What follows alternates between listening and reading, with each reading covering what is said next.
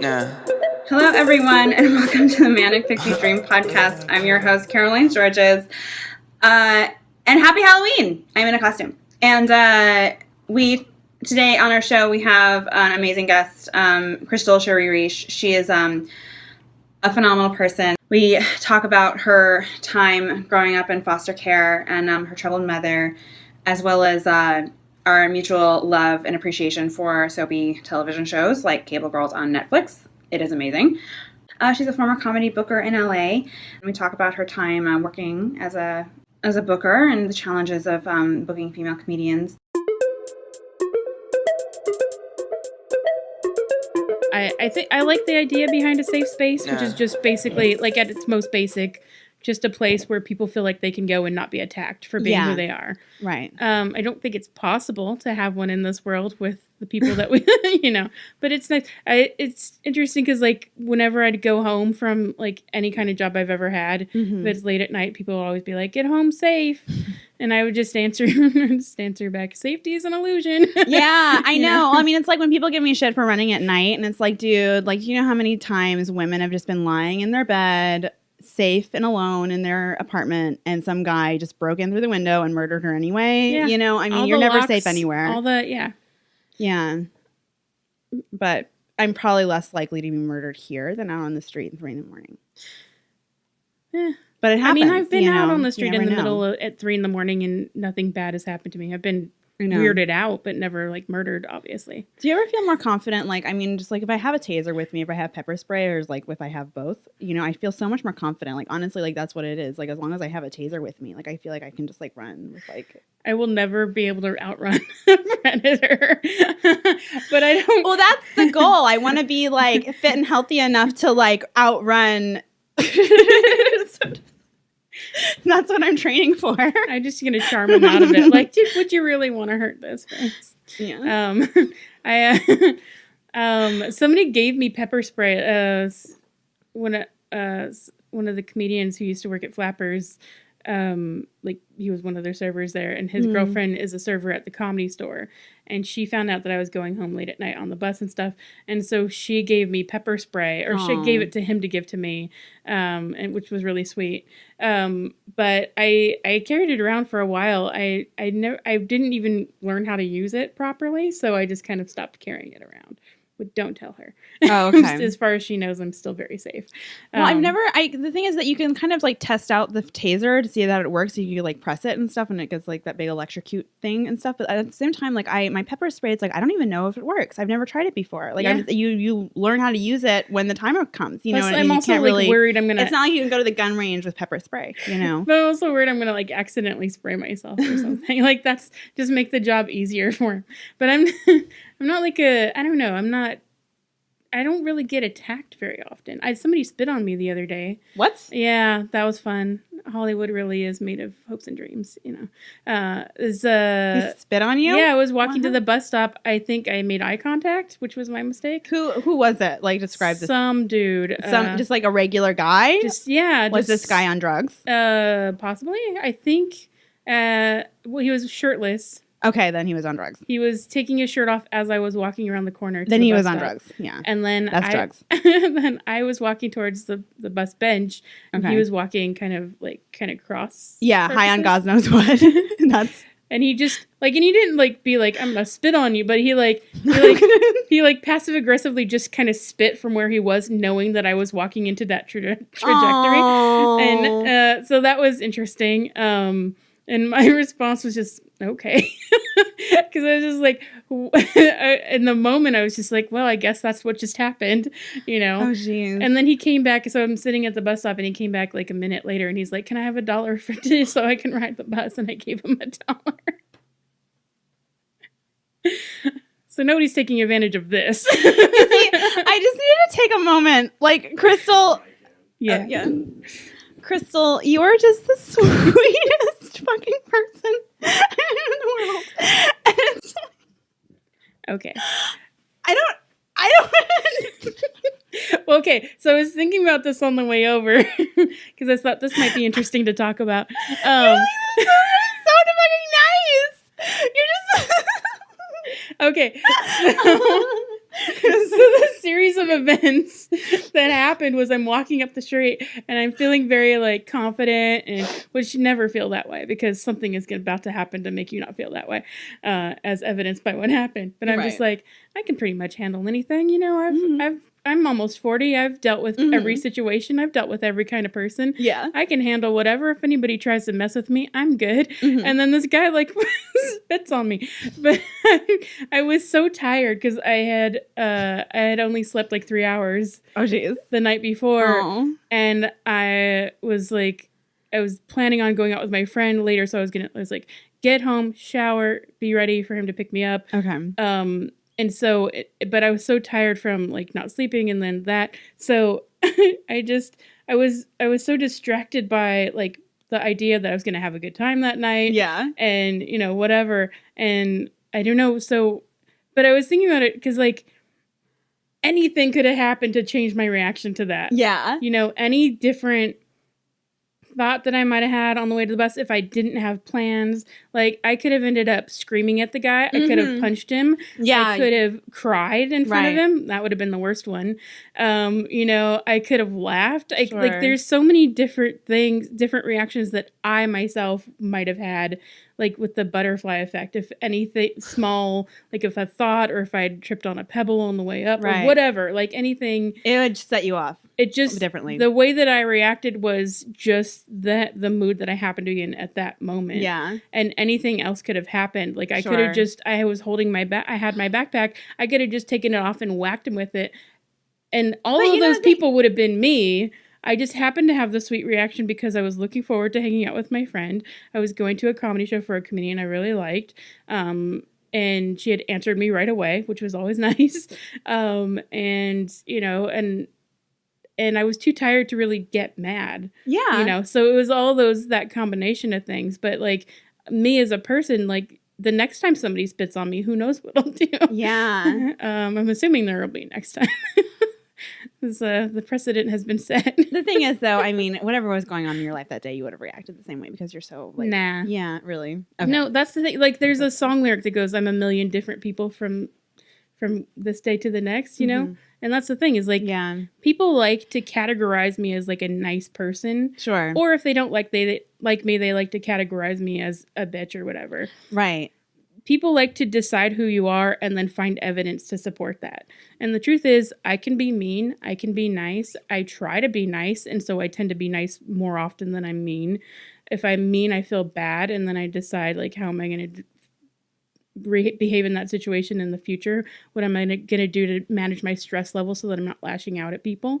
Because I think overall I'm a decent human being. Well, yeah, but you also had to work hard to be a decent human being. You know what I mean? That's like you're clearly somebody who's worked on yourself a lot. And I think people, you know, you just have a really good energy, and you're just like a real. I mean, I know I hate that whole thing with like bad energy, good energy, and that sort of thing, like good vibes only, because it's like if they're like I remember an Uber driver like picked me up at Planned Parenthood, and I was like just like doing like you know, regular stuff. It's not like I was getting an abortion. But for all this Uber driver knew, I could have been leaving from having an abortion. And his like whole like thing was there was like what are those things that they put on the back of cars?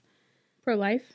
No, like what was it? Baby on board? No, like those things. Like with the stick figures of the family? Yeah, the stickers that you put on your car. So it was good vibes only. There was like a sticker on his car, good vibes only. It's like, dude, like if I had just had an abortion, I would not have good vibes right now. And it's like, are you just gonna drive off and leave me here because I like you don't accept bad vibes because I just had an abortion at Planned Parenthood or something? And it's just, I don't know. I just think that you have to like you have to be accepting of people's energy if they're in a bad place. You know what I mean? Just as much as you do if they're in a good place. Yeah. I mean, the good thing about being like in a middle child of drug addict, alcoholic parents is that I learned to be very adaptable and to accept people for who they are. I think I was a lot more judgmental before my mom died. And I had a very strong idea of how people should be and who they should be and how they shouldn't and what they shouldn't and all that stuff. And then my mom died, and I was like, oh, that's pain. That's what pain is. I thought I knew what pain was before. And then that just made me nicer because I realized everybody, if they lived long enough, would get to that point in their life where all they could hear was screaming in their head.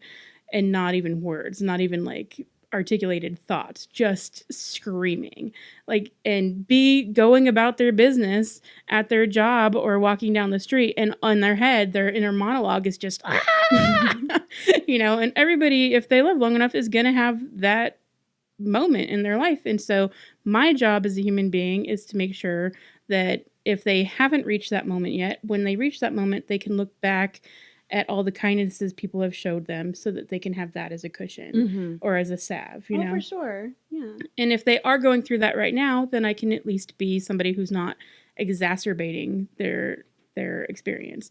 And if there's somebody who's already gone through that, I can be somebody who's not also putting them through a bad experience. So I think I got really kind of caught up into comedy and what I was like being important. Like that was the first job I ever had where I was like an important person at a place. And so I got kind of caught up and it was like, it's pretty heady, you know, to have like people just like coming up to you and asking you stuff all the time and like writing down notes when you say something. Is so weird, but it's like, it's cool, you know? Yeah. But I think there's the job that you do to sustain your livelihood and keep an apartment and feed yourself. And there's a job you have that you're born with, which is just being a human being. And that's the most important one because your other jobs will change. And, you know, I quit Flappers a month ago and I'm not important anymore. I'm not important at the job where I am. When I walk in, nobody runs over to hug me. People aren't emailing me to ask me advice about anything. Like, and it's much more relaxing for one thing. Yeah. But also it just gave me perspective on like how important I actually was. Like it wasn't me. It was what I could do for people. Yeah. That made me important in their mind, and then they treated me a certain way, and then I kind of believed it a little bit. And I always kind of knew it was bullshit. I kind of knew that like I'm just a person. I'm just a person who can do my best to help you. But I'm just a human being. But you know what? You people were talking to you because I mean I don't hold authority with people. You know, people don't listen to me. You know, and so it's like you do have something. If people are listening to you, if people are depending on you that much, if people are going to you that much, is because you were really good at your job, and it was because you know people really you had a really good bedside manner. You were really easy to talk to and really easy to work with. And I know my experience working with you. You know, and it was that way and stuff. Thank you. So it's not like it was. It was you. It was totally you. It was partly me.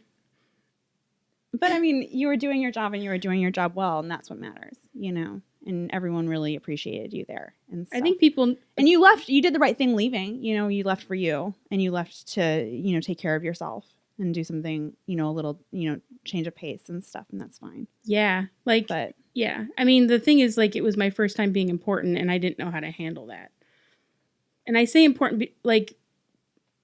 In relative, like, to how I'd been treated before or how society behaves about you. Like, being a comedy club booker, you say, I was a comedy club booker, and people are like, ooh. Yeah. And you say, I'm a cashier, or I was a cashier, and they're like, oh.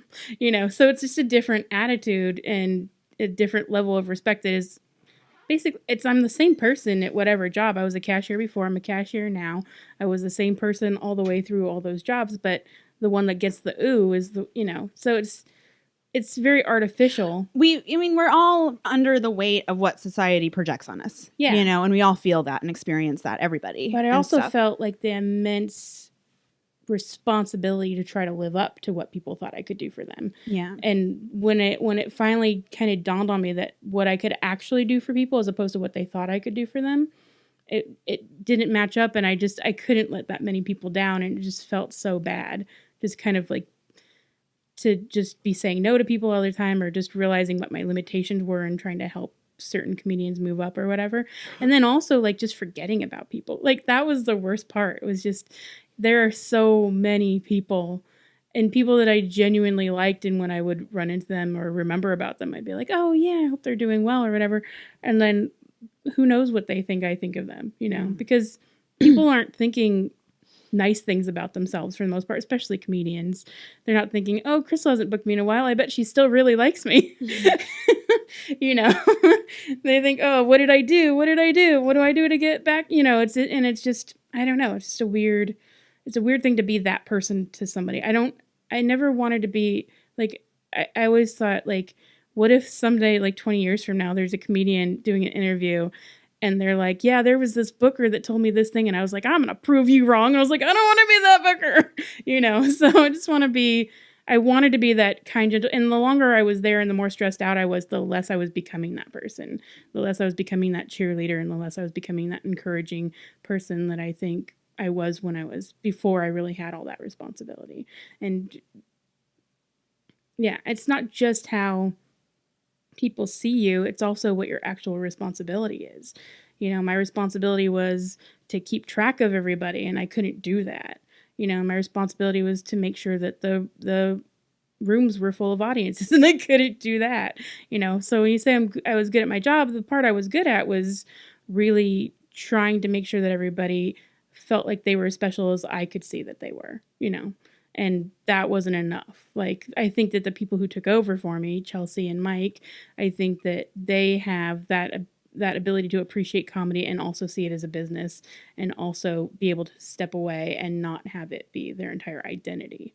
But you have this amazing, nurturing den mother aspect about you that served so many people there. So you putting blame on yourself that you couldn't fill a room, that's not all on you. That's not your job. I mean, you're not like, the only employee at Flappers, but it's, but I remember I did one of those little dinky sets that they do on, or whatever. I'm sorry. I don't want 3 minutes. Yeah. Yeah. And so, and I had like a set, and I just didn't do very well and stuff. And then, and I went up to you, and you were the one there, and I asked you, I was like, so how did I do? And you were like, terrible. And this is why. Oh my God. No, but the way you said it, you were just open and honest. You didn't mean anything by it. It wasn't like you were trying to help me. You know what I mean? And I think that if you have an ability of telling somebody to their face that they suck, and have, but you have constructive criticism for them that was useful and helpful to me and stuff. If you have that ability, then you're good at your job. Oh my God. So I do not. I remember you asking me how you did, and I remember responding. And the thing that I remember was you. The thing I remember was that you knew that it hadn't been a good set. And when I said that it wasn't, or whatever my feedback was, you were like, yeah. And you kind of took it in, and there's a difference between comedians who kind of know where they are and they understand when they're doing well and they understand when they're not doing well. And then there's comedians who think they're killing every time. And then there's comedians who think they're bombing every time. And the ones that are the easiest to work with are the ones who understand that I had a good set this time. I didn't have a good set the next time. So when you responded the way that you did, I was like, she's going to be fine. Because it doesn't matter what I say. You already knew before I said anything what the audience response was and what you wanted to be and how it didn't match up. And so you were already thinking, how do I fix it? So if I gave you any advice, which I don't remember doing, then you were already receptive to hear it, and not everybody is. So that's what I remember about you. So that's why I like you. One of the reasons I like you. I mean, I think all of the advice anybody has ever given me is in terms of stand up has always been just be funnier. That's it. It's that was my first open mic. I invited my best friend, and she said that to me. It's like just and I was like, I'm never inviting you to anything. Make people laugh. If you're making people laugh, you're doing something right. And it's like, okay, it's like, all right. So. Yeah, but then I saw you a couple months later, and you had grown like you blew my mind. I was just like, there's no way. Okay, because you also have, so there's also comedians who only do Flappers shows, and they only get up once a month, once every 2 months, whenever we book them, or they only do shows whenever they so it's not getting up every week or getting up multiple times a week and making sure that you're honing your craft. Mm-hmm. It's really about. Sorry, I'm about to burp. That's okay, go for it. We'll do it at the same time. So you have those comedians who just kind of do shows and convince themselves that they're comedians, and then you have the comedians who only do open mics and convince themselves that that's what a real comedian. And then you have to have the in between where you're doing shows so you know what makes an audience laugh, and you're practicing your stuff in front of comedians so that you can say it out loud and practice out loud and get it tighter. And when you got up 2 months later and you made me laugh, I was like, she has been working on it. She's not just waiting for the booking to tell her that she's a real comedian. She's actually practicing. And, your point of view was so much stronger the next time I saw you. Like, and because that's the weird, awful, cool thing about being a booker is that you can keep booking somebody based on the fact that you know that you want to keep booking them and not see them. And then when you see them again, you're like, fuck yeah, good for you, you know? And that's like the best feeling. Mm-hmm. Like, and there are people that I wrote off. Like, there are people that I saw their first couple of sets and I was like, sorry, you don't have it. And then like a year later, they're just like killing. And I'm just like, so that's why I learned to not ever write anybody off because of that. Mm-hmm. It's the only ones that you actually end up writing off aren't the ones who aren't funny at first. It's the ones who can't understand why that the audience isn't laughing. That they don't understand that they didn't kill. You know, those are the ones, the delusional ones that you just can't work with. It's also really hard to work with the ones who just won't think they're funny no matter how funny they are. But that's for a different reason. I mean, I guess I always well, what's that guy who did the Mighty Mouse thing? What's his name? And Jim Carrey played him in the movie. Andy Kaufman. Andy Kaufman. I always kind of like, where did he come from? Like, who was like, this is a great idea? Like, you know, just like with his act and stuff. Like, what makes somebody funny? Because you see somebody like Will Ferrell, and it's like their pores are funny. You know what I mean? Yeah. It's just who they are. Their DNA is funny. Like, he could just scream to get off the shed or whatever, and it's like you're pissing your pants laughing. It's so fucking funny. And then there are some people that it's kind of like, yeah, like they're sort of putting on a performance, and this is clearly very mannered and stuff, but what they're saying is hilarious. Yeah. And yeah, but it's different kinds of performers with strengths and weaknesses, I guess. Yeah, that's my favorite thing about comedy is that everybody has their own specific voice, and you can guess who's going to make it and be wrong 90% of the time. Sure. You know, because it's not, you want to think that it's a meritocracy and that the funniest people are the ones who are going to be the most successful. Mm-hmm. But that's not necessarily true. A lot of times it's the people who hustle the most, the people who show up when they're supposed to, Mm-hmm. you know, the people who are nice to the people around them. You know, those are the ones that we want to work with again. Those are the ones that everybody wants to work with again.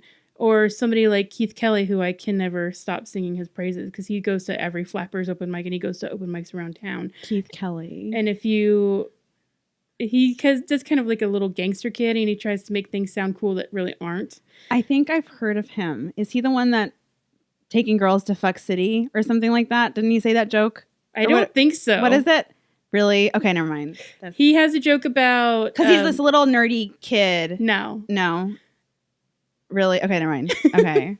There was this other different Keith. There's this. I mean, that sounds familiar. But there's this other comedian who had this he was like this really nerdy little guy, and he was just like, "I'm gonna take the girls to Fuck City." And when he said that, it was so fucking funny because it's like, no, you're not. But that's the joke. You know what I mean? It's just all you have to do. It might is have been just Ryan Kelly. Really? Oh, you just had to stand on stage being exactly what you are for all the world to see and say something that's kind of not the opposite of it. And then, no, Keith Kelly does he treats his library card like it's a credit card. So he'll be at the library and this girl's there and he's like, use mine. And then, or he'll have like a ice cream truck business out of his car. So there's like no cooler or anything and his stuff is melting. It's very absurd and satirical. And I love it. It makes me laugh. But the reason every comedian in town who's ever seen him at an open mic respects him is because they see that he never gets on stage. He never wastes his time or anybody else's time. Oh. He's always prepared. It doesn't always go perfectly, but he always knows exactly what he wants to work on. And he's always working to make his old jokes better. And he's always working on new stuff. And it's that combination of things. And when his name is called, when he gets called on deck, he immediately stands up and goes outside. He gets into character because he does a character. Mm-hmm. And then he just gets mentally in the character. And then he comes in and he at Flappers, he told me once that Flappers is the only place that he does well, but that was 3 years ago, so I think he's probably doing well everywhere else now. But I think I think people have familiar spots where they feel the most comfortable, and stuff. And Flappers is probably that to a lot of amateurs and beginners. Yeah, and he was somebody that the first several times I saw him, I was like, "What is this guy doing?" And I felt really bad because I would laugh really hard at everybody else's jokes, and then he would get up and I'd be like, "What is this?" And then He did the first Burbank Comedy Festival, and I remember I didn't see his set during the festival, but I watched his video later because you can do that if you're sneaky and you work there. And I was dying, and I was like, it was the first time that I ever clicked into what he was actually doing. And so again, that's another reason, like, you don't just discount people because things aren't working at the beginning. Like, you're still figuring out who you are on stage for the first at least 5 years. And some people figure out a little quicker than that, and some people take longer than that, and that's fine. But you can't even say what kind of comedian you are for the first 5 years, you know? You might end up just being a one-liner comic or a storyteller or a prop person, and I don't think any of those are invalid. Like, Michael Rayner is one of the funniest, sharpest minds you can find, and I saw him riff for 8 minutes on political material at a show once. But most of his stuff is juggling and balancing people's shoes on his nose. And it doesn't mean that he's not smart and he can't do like regular straight stand-up. It's just not what interests him. It's not what helps connect him to the audience most of the time. But when he wanted to talk about that stuff, he was brilliant at it. Yeah. So with booking female comedians, what's the deal? Why? I mean, there's so little women being booked. I mean, like, Netflix and specials seem to be pretty half and half now. Comedy Central shows. I think there's so many more men getting specials than women. It drives me insane. I mean, I watch half and half. Half of the specials I watch are women, and half. But the ones that come out are there's definitely more guys and girls. Sometimes I just want to write to Netflix and be like, here's everybody who should have a special with you right now. Because there's so, like, I can just think of so many off the top of my head, like at least 20 that just should definitely, like, have been doing stand-up for. Wendy Liebman doesn't have a special on Netflix, and she's been doing stand-up since I've been watching it, since before I've been watching it. So that's insane to me. Who doesn't have a special? Wendy Liebman. I haven't heard of her. Oh, she's awesome. I should probably know these. She's a one-liner comic. I don't. Jackie Cation, Laurie Kilmartin, Laura House, like, just off the top of my head. And then there are the newer ones who are just as brilliant because you get to grow so much quicker in LA, first of all, but also because of the internet. So you have all these resources. So Crystal Adams or Kimberly Clark, like, all these people who have been doing it for shorter, and Kimberly's been doing it longer than Crystal, but like, they've been doing it for shorter times. They're just starting to get like longer sets and stuff like that and starting to get noticed, but they're brilliant, and they could knock out 20 minutes like without losing a breath. Yeah. But like, in terms of like making sure that females are getting booked, like, that's down to the bookers. It's not that they're not available and they're not around and that they're not just as funny, if not funnier, really. And I don't know. My goal, I was telling you before we started the recording, my goal was always to try to make sure that the lineups were 50% female at Flappers. And do you think people would show up if the lineups were 50% female? Like, if you were to have a show at like a big club, you know, and book half and half, 50%, like Laugh Factory or Comedy Store, something like that. One of the big shows, like 50% female comedians and 50% male comedians. Like, how do you think that would go over? You know, like, do you think an audience? Yeah. Audiences don't have problems with female comedians. Industry might, but audiences are fine with them. Yeah. But audiences have to, you know, get in their car, get ready, get dressed, and make a plan. Oh, who's going to be performing tonight? And make all those decisions. And if they see half the lineup is female comedians, is that going to be something audiences aren't going to respond to? I don't think so. I mean, I've never seen... Okay, so first of all female shows do really well. Really? So, yeah. Like, Lisa Sunset does Pretty Funny Women every month, and then she has her proteges doing a show there every month. Cookies and Sweatpants was always really fun. Perfectly Sane Cat Ladies was hit or miss, but it was Perfectly Sane Cat Ladies was a hit or miss. It was hit or miss in terms of how many people showed up, but that was more down to like the fact that I would book comedians based on the fact that they talked about cats rather than the fact that they could promote their show as well. Sorry, can we say that again? Crazy Cat Ladies. With Perfectly Sane Cat Ladies. Perfectly Sane Cat Ladies is a hit or miss. By the way, that was my favorite show I ever created at Flappers. Oh, you created it? It was Kelly Thulis was like, we should have a Crazy Cat Lady show. And I was like, well, that's offensive. So I changed it to Perfectly Sane. Oh, perfectly spelled perfectly. Oh, P-U-R-R. That's penny. Yeah. I like it. Thank you. And then I had Brandon Stewart do the artwork for the flyers. And that was like my favorite. That was my favorite show. I was so bummed when it would get canceled. But then, so like half the time it would get canceled, and the other half of the time there'd be like 30 people there. Of course, they're having a great time. I mean, Roxy Cook was hosting, and she would get everybody's names wrong, and she would wear cat sweaters and change like 3 times during the show. Yeah, so that was probably my favorite show that I ever created there.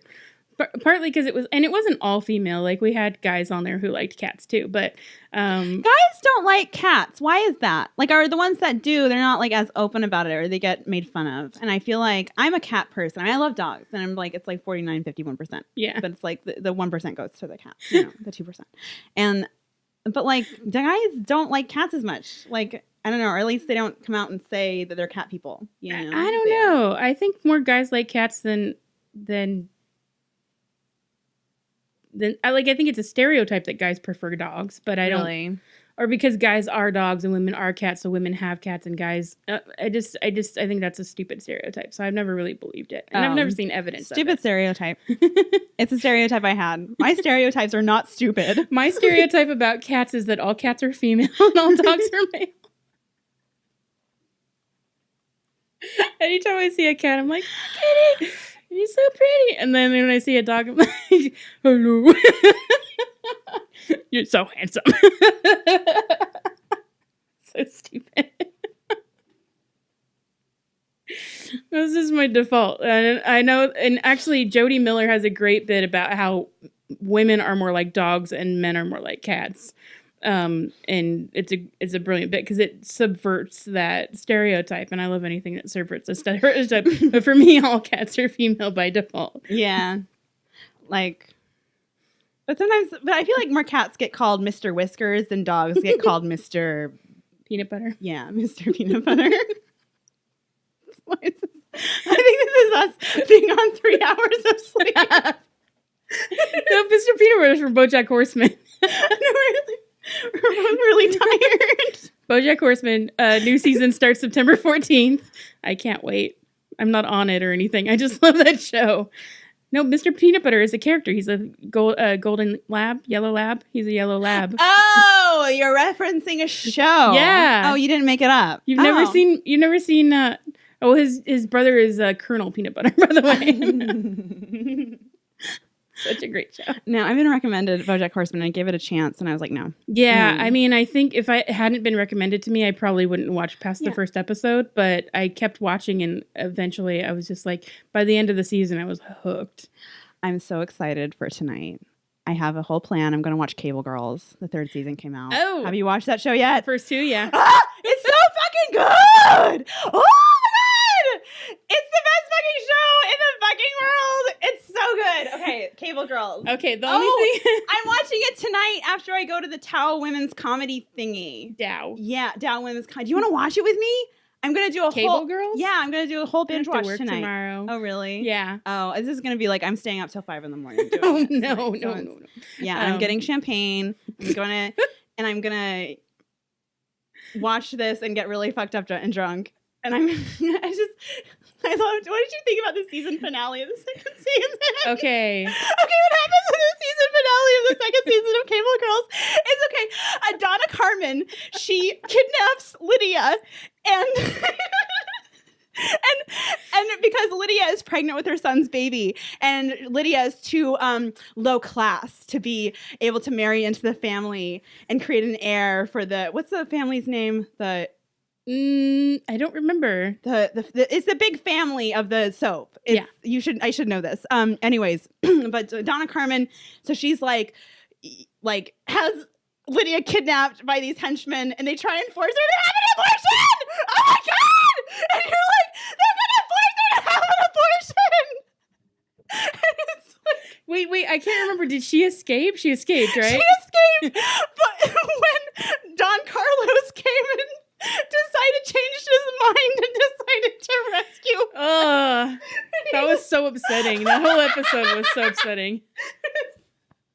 It was really upsetting. It was, and then she falls off. She's like building. Strapped down. It was like. And then, I love how he breaks apart. People are like, sexism has never hurt anybody. It's just a little playful thing. Oh my God. I love how he, like, what's that thing that they put bodies on? That Gurney? The gurney. I love how he breaks the gurney and he hits somebody up. And then Lydia is like 5 months pregnant, and all of these henchmen are chasing her around a hospital, trying to force her to have an abortion. Oh my God. Were you laughing? Yes.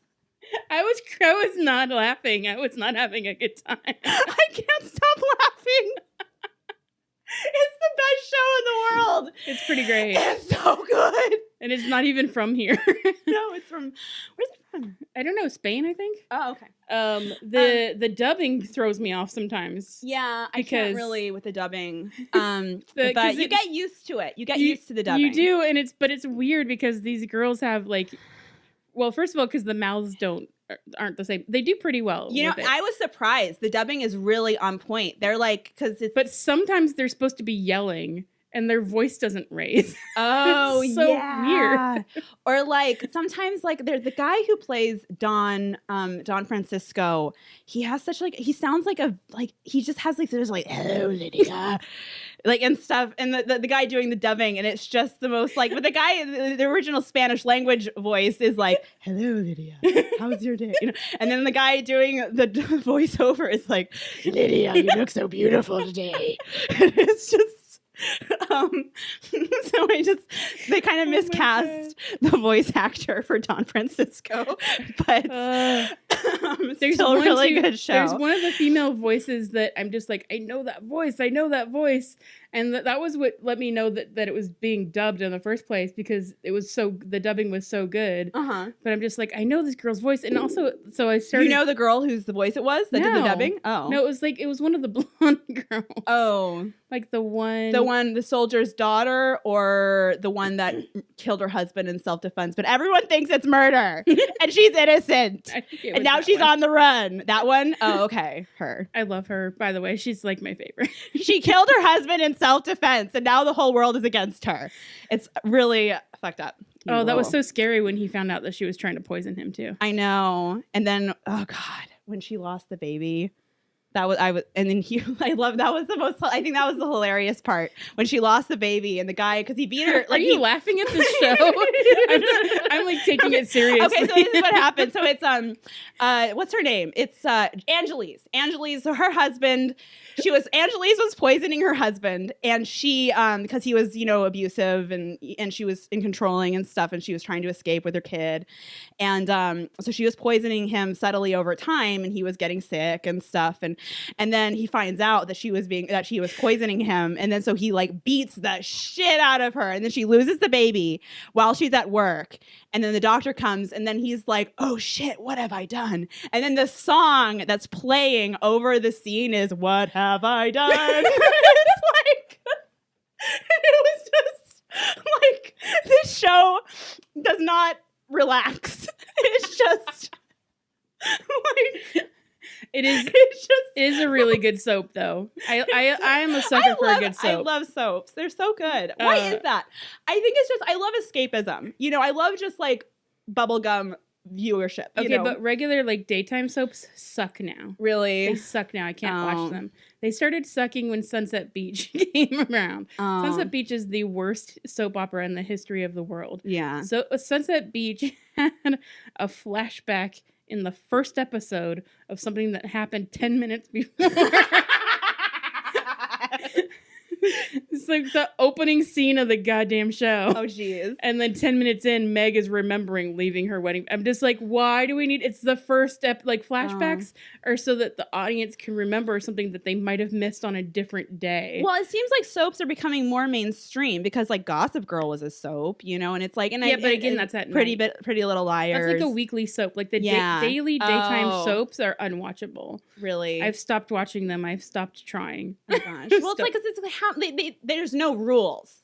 Like you can get a brain tumor and die and be cremated and still like come back. There's no rules. Yes. In this world. But that's fine. Marlena, they're slaves to convenience. Marlena got possessed by a demon. Yeah. And she was fine, and we all moved on with our lives. Sure. And nobody thought that daytime soaps were terrible. Yes.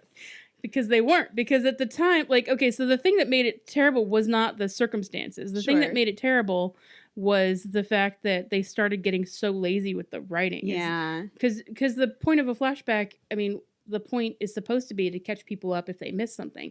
But what they were using it for was to pad the show, to make it seem like the show was longer than what it was, because they didn't have enough for these people to do with their lives. And then Passions was worse. Passions was worse than Sunset Beach. And for me, that was the end of, like, being able to stomach these soaps. Because those were the bad habits that those soaps got into. Okay, the end of every episode was the first 10 minutes of the beginning of the next episode. So, like, trying to TiVo them and watch them in order is just like you're skipping through, like, you're watching, like, maybe 10 minutes of actual new show. Oh, my favorite thing about soaps is, like, I have a secret. Oh, I know what your secret is. And then they guess wrong. And then the person, like, gives up. I love the looks on their face whenever it's like, because they really have, like, these great shock faces. I mean, it's like, it literally, SNL does not, pull punches on it. But it's accurate as shit. Like, there's like the California thing. Yeah. Like, just like the final, like that's just, I love their. They're all looking in the mirror at the same time. That's, like, maybe the only sketch I've ever liked on the show. Really? Yeah, I'm not really, like, a sketch person. Oh. I do. I mean, I like the ones towards the end of the show, the weirder ones that are a little more, like, kind of, you know what I mean? Like, just, those are the ones I think that they should be doing, because I feel like they do ones that are, like, warming up the audience. So yeah, and then they accessible. do, like, these really weird, eccentric, odd, like, surreal, like, sketches at the end, which are a little more risky. I wish I would watch it, but I can't. And I had watched a decade of it because I wanted to see Tina Fey and Amy Poehler before they got really, really famous. And I was like, I want to see, like, what the show that created them and gave them the voices that they have now. Because I love Parks and Rec and I love 30 Rock. And of course I love Kimmy Schmidt and Kimmy Schmidt. It's just watched Great News. Oh my God, it's so good. Okay. It was Tina Fey. So they're so great. So I wanted to watch, like, so I watched the decade. I was just like, there's nothing here for me. Like, I just don't connect to it. Like, there's not enough of the story. It's just very silly. So I don't really connect to a lot of sketch. Sometimes, once in a while, something will make me really laugh hard, but for the most part. That and Andy Samberg, the music videos that he would do, those were always hilarious. Oh yeah, those were good, huh? Anyways. But booking female comedians, like, it's not hard to find talented female comedians. Like, it's insane the fact that every lineup at every club isn't 50% female. Yeah, but at the same time, like, I mean, audiences people have to come up and show up for these women and stuff, and I'm just like, I'm actually kind of questioning, like, are women showing up for female comedians? And I haven't gone to enough comedy clubs to really be able I would argue that people showing up, at least at Flappers, the people showing up to comedy shows were just there to see a show. But also there was a lot of, like, people bringing people in and promoting and stuff. And so it's like, are female comedians, like, how do they promote to, like, connect with their fans and that sort of thing? I think it seems just like the same stuff. I found that female comedians were perfectly great at promoting their show. It just depends on the female comedian. Well, I mean, because if the goal is to get lineups to be 50% women and 50% men, then you can't set women up to fail. And you can't, like, it's like the engineers who built that bridge that collapsed and killed a bunch of people and stuff. It's like, if you're going to have a bunch of women doing something, then they have to succeed at it. And if you're going to set women up to do something that they're going to fail at, then it's going to be very bad for everybody across the board. And so, I mean, I think that, like, just telling bookers, book half female comedians and book half male comedians, they could do that. But it's like, if nobody shows up to see the female comedians, then it's going to fail. And then we're back 10 years ago. And so it's like, how do we create the environment where female comedians can thrive, survive, and, have successful careers? There are people who don't show up for male comedians either. I mean, like, it just depends on the comedian. Like, if you either have a following or you don't. You see a ton of people on, like, Conan and stuff that you see once and you're like, oh, that person's hilarious. That person's going to be a big deal. And then they disappear because they just maybe had one great joke or something like that. I feel like that happens sometimes. Or they just weren't good at marketing themselves. Yeah. Like, say what you will about Louis C.K., but he he actively sold 1 million copies of his record. Like he was out there after every show selling. That's why he got to where he was. That's why he got his own TV show. That's why, that's why he reached the success level that he did, because he was hustling the business aspect, not just the art aspect. So, and I don't like a lot of the stuff that he did, especially behind closed doors that I found out about and was very upset about. But in terms of like knowing how to, so my friend Le pointed out the other day, he was like, maybe the reason why Louis promoted himself so hard was just because nobody was willing to work with him. Really? Until he got super famous, because he was such a piece of shit. I was like, that's a really interesting insight, because of course you have to work extra hard to promote yourself when nobody wants to work with you naturally. So who knows? Maybe people liked him all along and he just was good at promoting himself, and maybe he just was a dirtbag the whole time and that's why he had to do it. But you also want to think that the people who make it to the top are going to be the best people. Like one of my interns came in one day and he was like, I was just at this show. This producer was such a douchebag, but he was funnier than me and it made me so mad. And I was like, well, first of all, he's been doing it for longer than you, so you better hope that he's funnier than you. But like, again, it's Bill Cosby was really funny. Louis C.K. is really funny. Like, just because you're a bad person doesn't mean you're a bad comic. And bad people are really good at manipulation, and that's half of the job of doing comedy is audience manipulation. So they're already used to presenting a side of themselves that's going to be acceptable to society. That's what they do before they rape someone in home, So it's not surprising that a douchebag is better at comedy than you are as a decent human being, because you're not used to performing as much as they are. They're performing in real life all day, every day, and you only perform on stage. Okay, so we're talking about creating safe spaces and what's a little too much, like sheds and libraries, and what's what's appropriate. Because like Costco is a safe space from someone going and putting a video of an abortion being performed on the television screens that they have there and showing it, and nobody can say anything because of free speech and stuff or something. So like Costco is a safe space free of that situation. You know what I mean? Like, as the employees, I've never heard of anybody doing that. Jesus Christ. It's happened. It's America. It has happened once. I'm just pulling this out of my mind. Okay. I was like, I thought, did you hear about the news story that I had no idea? I'm a little clairvoyant, and because of that, I have some sort of celestial knowledge of a guy going into a Costco. Wow. My mom, when I was a kid, she used to send me and my brother down to watch the TVs at Kmart. My mom used to do that.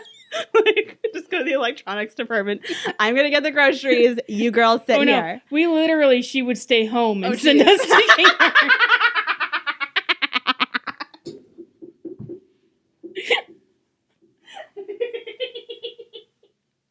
She was a good mom.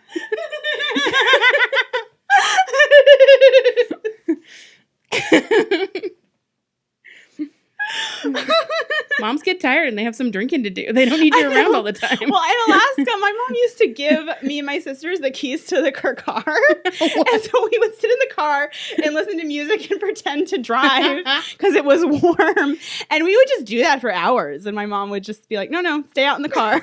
I'm just going to be... Yeah, but... I'm never having children, by the way. What? Oh, no. I don't know. I mean, if I don't have kids, I'm gonna definitely become a foster parent or adopt or something. If I ever became any kind of parent, it would definitely be a foster parent or adopt. Yeah, because working in a daycare, kids are incredible. Kids are honestly, I get why women want to be moms. I remember being a kid too well to really be romanticizing childhood. I would babysit on weekends and stuff, the kids that at the daycare, and so my dad had this art book, the Big Book of Art or whatever, and I would show it to the kids I would babysit, and and they would look through it and they would find a picture of a painting they liked. And then they would just like look at it and stare at it and just be like so like mesmerized by the painting and like by the picture. And they would like, like touch it and outline it, ask what things were and stuff. And you're just seeing like this little baby, like this little kid. And you just like their mind multiplied right in front of you. Just be It's around crazy. adults on acid and it's the same experience. And then you don't have to change poopy diapers. You don't have to pay for college. You probably, again, my They pay for their celestial own poopy knowledge diapers. tells me that somebody on acid definitely shit their pants at one point. Yes, but adults buy their own diapers.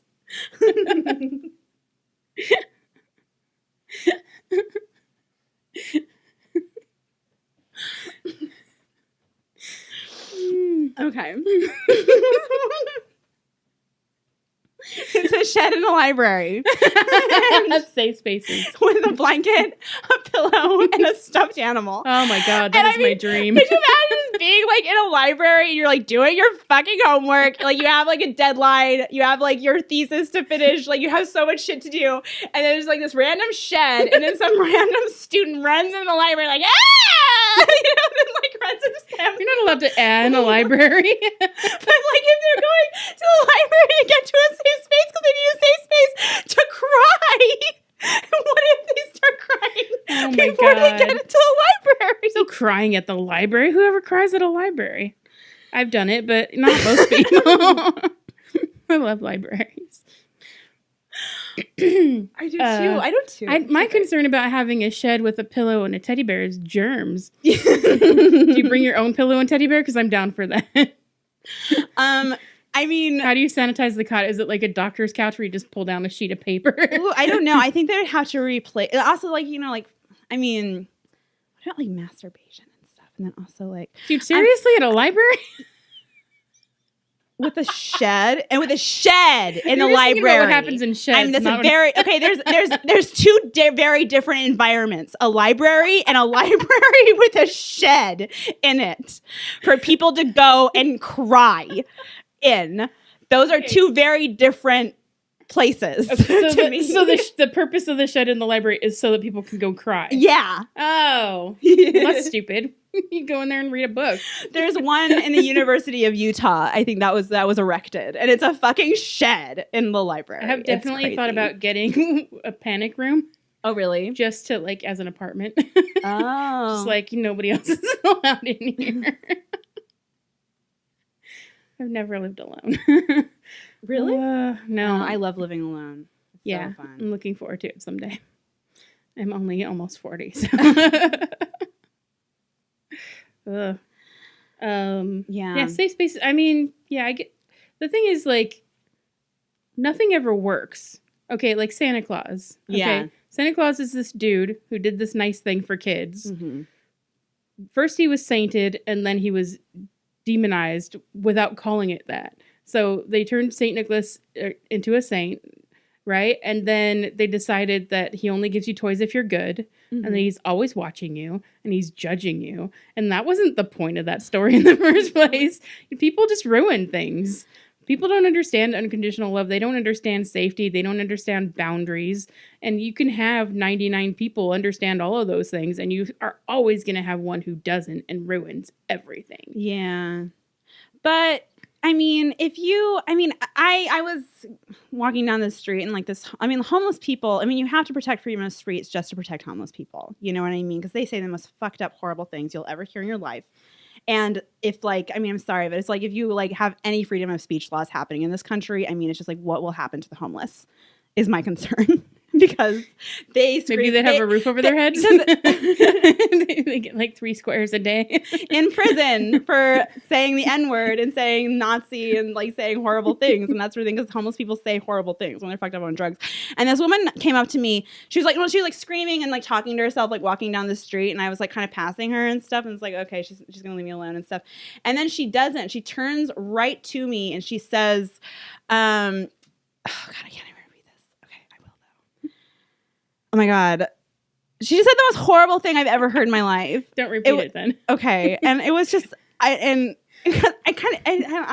it bear mentioning what the thing was to make my point of how horrible this was? No, because like when she said it, you understood why she can't function in society. Yeah, and it made me sick. Just the visual, just a situation. It gave me light into what kind of life she's had as well. So it's like I saw like this woman's just. And it just really upset me. And it really just, like just what she said. It was so horrible. And it's like, you know what? But she has a right to say what she said. So freedom of speech is not. But at the same time, it's like she's a crazy homeless person. So what she said, even though it was upsetting, I mean, I don't take it personally because she doesn't have any power behind what she's saying. She's not in a position of authority. You know what I mean? Well, like she had the authority to ruin my day. And, being who she was, I guess. So right, but she wasn't gonna get you fired. She wasn't gonna get you evicted. She wasn't gonna keep you from eating that day. Yeah. Unless you were thinking about what she said. Yeah. It was pretty ooh.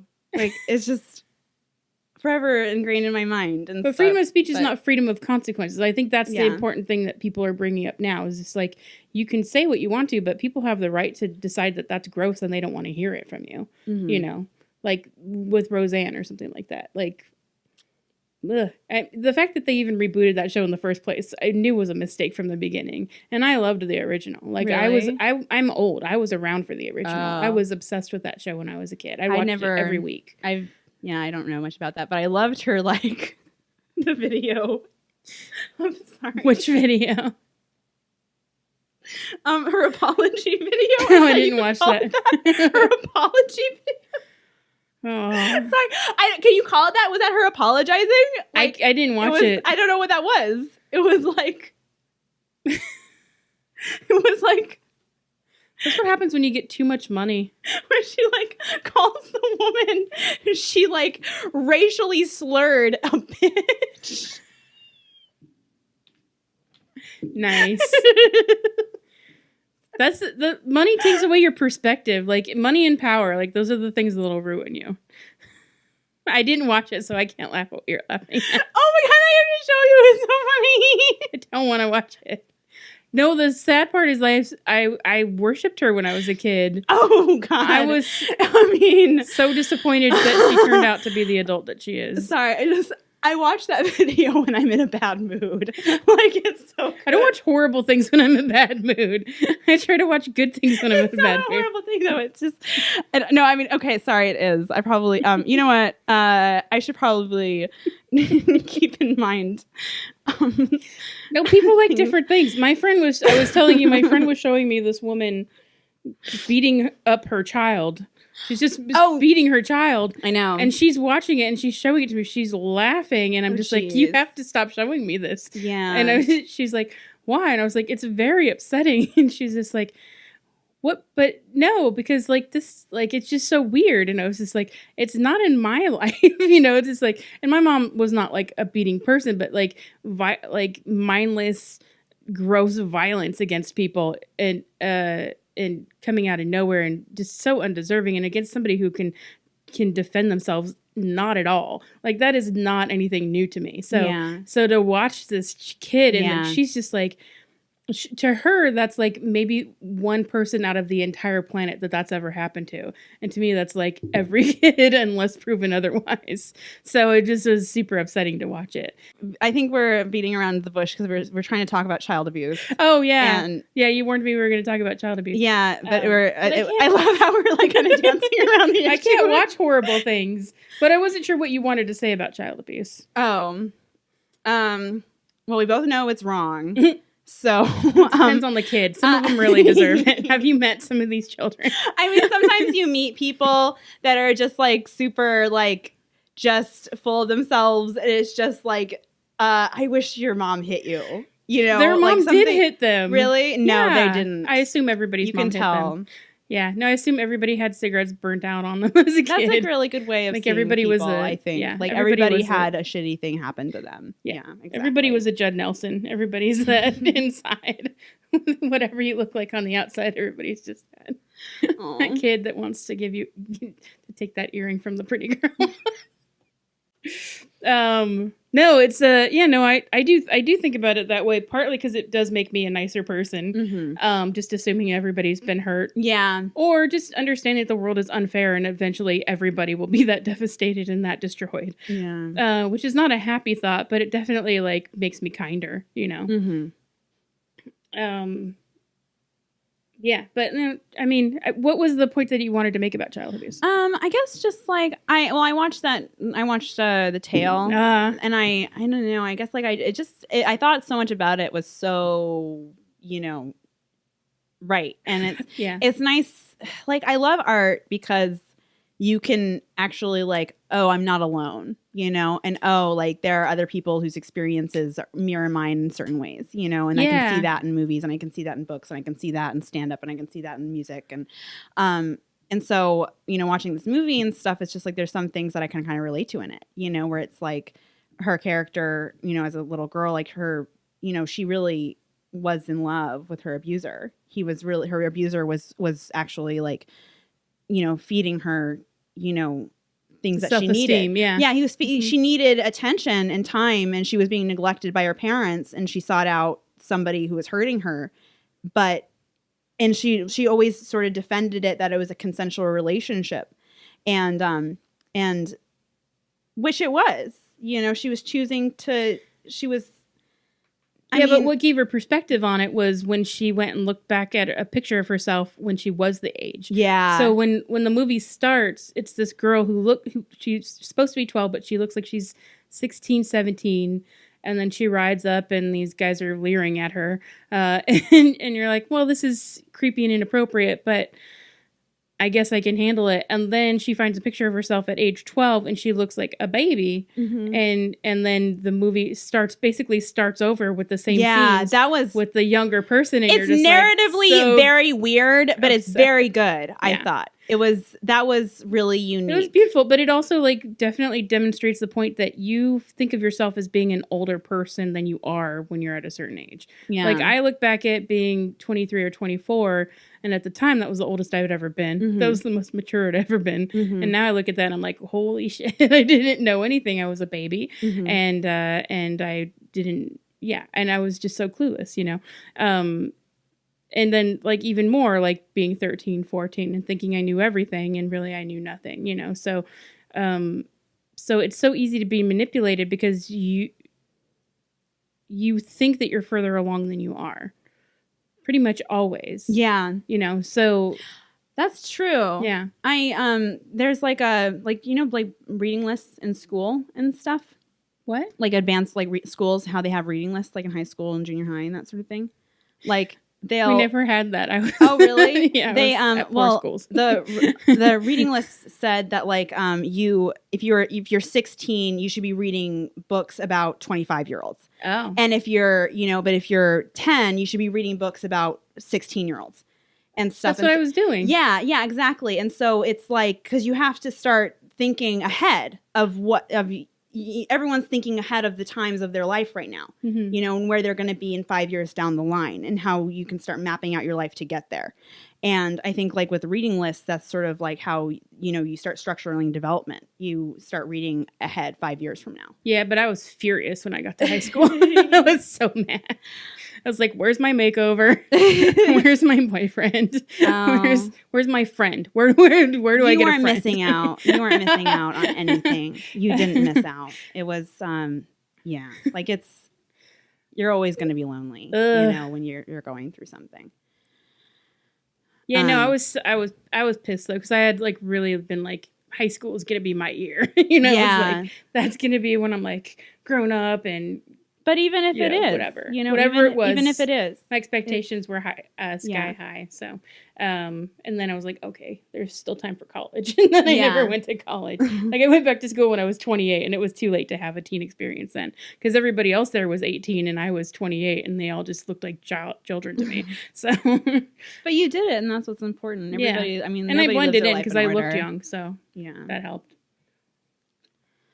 But yeah, it's, being a kid is like a weird thing. Like I remember like this neighbor like hitting on me. Yeah. When I was 6. Yeah. And I I kind of like it didn't occur to me that it was my mom's job to fix this.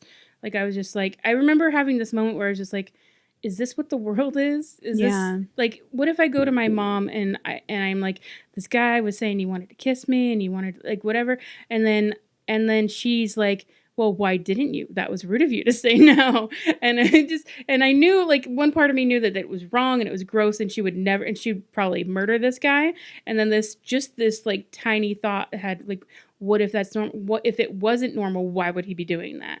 Because everybody in my life was, you know, older and they knew more than me. And like up to that point, like that was somebody that was like in a position of authority. So all of a sudden, like if you can't trust the adults, then what is life anymore, you know? So that like kept me quiet because I was just like, I didn't want to take the chance that was the world that I was living in, even if I didn't want to believe that was the world. So that was a weird thing. But like being like, and then at the time I'm just like, I'm 6, I can handle this, you know. I'm 6, I can handle this.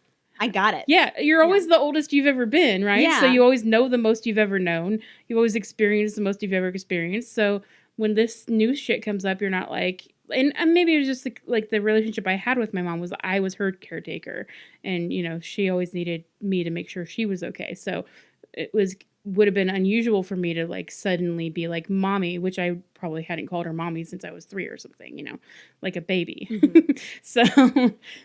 so that was an interesting experience. Did you ever what did you end up doing? Did you tell her or did you? I told her later, like way later. Yeah. And apparently like some of the other kids in the apartment weren't as lucky as I was. Like I literally was like, I hear my mother calling, and it was like, are you sure? And I was like, yeah. And then I got the fuck out of there. But you know, I mean, I wasn't as lucky later, like in foster care and stuff. But yeah, it was just. I'm really sorry that you experienced being in that, you know, that environment. Thank you. Yeah, and but is that something? Yeah, I can talk about that. My little brother died when I was 7. He got hit by a car, and my mom had been flirting with meth, and then she kind of committed. You know, for like 2 weeks she didn't sleep, and then her and her boyfriend did something stupid, got the cops called, and then they realized she was out of her mind, so they decided to just keep us away from her for a while. So they put us in foster care, and I just and you know, that was for me, like I didn't even know my brother was dead. Like my mom had told me, but I didn't believe it because I was 7 and I didn't know what death was. And she wouldn't explain it to me like an adult, like, because she kept trying to say that he was alive somewhere. She's like, he's in heaven. He's still, you know, he's still a person. He's, you know, his spirit is in heaven, but, you know, his body is gone, but his spirit is in heaven. I'm like, so he's dead. And she's like, no, he's with Jesus. He's far, far away. And so she wouldn't actually like, explain it to me like, in a way that I could just like, okay, so I'm not going to be seeing him again. And I think even if she had like said that was a concrete thing, I still would have, denial is part of grieving. So I still would have expected, but when we were like taken from our home and put somewhere else, I kept expecting him to go back and being like, what if he comes back and then he doesn't know where we are, you know? So that was horrible, but that was a concern. And then, you know, I didn't know where my mom was. Nobody explained anything to us. And if they did, I don't remember it. Yeah. Maybe because it was traumatic, you know? So in terms of like, just like, hey, your mom seems to be having a hard time. We're going to put you somewhere where you're going to be able to go to school and she can focus on healing and feeling better. Nobody said anything like that, at least not to my recollection. So I didn't know where my mom was. I didn't know where my brother was. I thought he might be dead, but I wasn't sure, you know. And then I didn't know when I'd see either of them again because my mom promised that I would see him again, but she wouldn't say when because she doesn't know. Yeah. And so I'm at this place and I'm, you know, I have this, so I get to, so me and my older brother, we were placed in all 4 foster homes we were placed together in all 4 foster homes that we were in. So the first one was just like a halfway kind of like stay the night, a couple of nights, and then we'll find something permanent for you. Mm-hmm. And then the more permanent one, like we each had a sibling that we shared a room with. So I had a foster sister and my brother had a foster brother, and I shared a room with her and he shared a room with the foster brother. And my foster sister used to torture me. And her brand new stepdad was a pervert. So she kept me away from him. But she used to beat me up every day, and she'd make sure I didn't eat, and I had to wear the same clothes to school every day because I was supposed to wear her hand-me-downs, but I wasn't allowed to. So I had to go to my foster mom and be like, I don't want to wear her clothes. I just want to wear what I already have.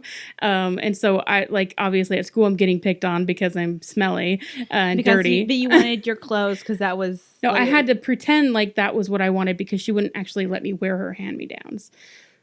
Yeah, and then also I wasn't allowed to fall asleep before her.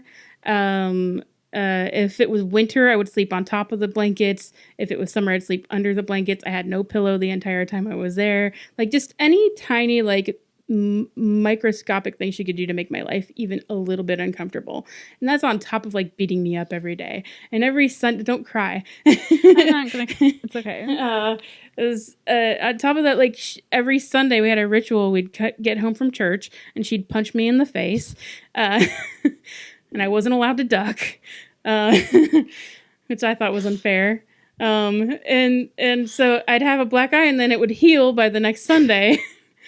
So we'd go to church and then we'd get home and she'd punch me in the other eye.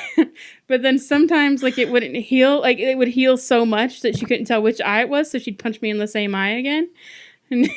And so by the next Sunday, my eye hadn't healed up, so my foster mother would put makeup on me. So this was my reality for a year. Yeah. So that wasn't fun. And then my third foster home, my foster mother's boyfriend was a pervert. So until I got to my fourth foster home, which was Mrs. Lewis in Lakeview Terrace, and Mr. Lewis. And they lived, to me, they were both houses at the time because I was a kid and I didn't know any better. Hers was a house. He lived in a bungalow. Oh. Which seemed as big as her house to me. Yeah. I didn't know anything. And he didn't really want to be a foster parent. He had a horse and a dog and he was good with that. But they were married and they just basically lived side by side, and she'd raise the foster kids that she wanted to deal with, and then he'd be over there. And that was the most normal situation I ever lived in as a kid. So just if I hadn't lived with Mrs. Lewis, I wouldn't know what stability is. I wouldn't know what it's like to live in a house without predators or drug addicts, or I wouldn't know what it's like to live with somebody who can get angry and not be out of control. I know, exactly. And when you learn those things older, you know what I mean? I can be in an environment where I'm not scared, somebody's going to hit me over the head with a plate, and that's not going to happen to me here. And I am fine and I am safe and I'm happy and I can actually be around people without needing to, without bad girls club happening, you know what I mean? Yeah. And it's because me and my family, we fight reality television. It's so bad. It's so unhealthy. It can be so sometimes I'm just what the fuck was that?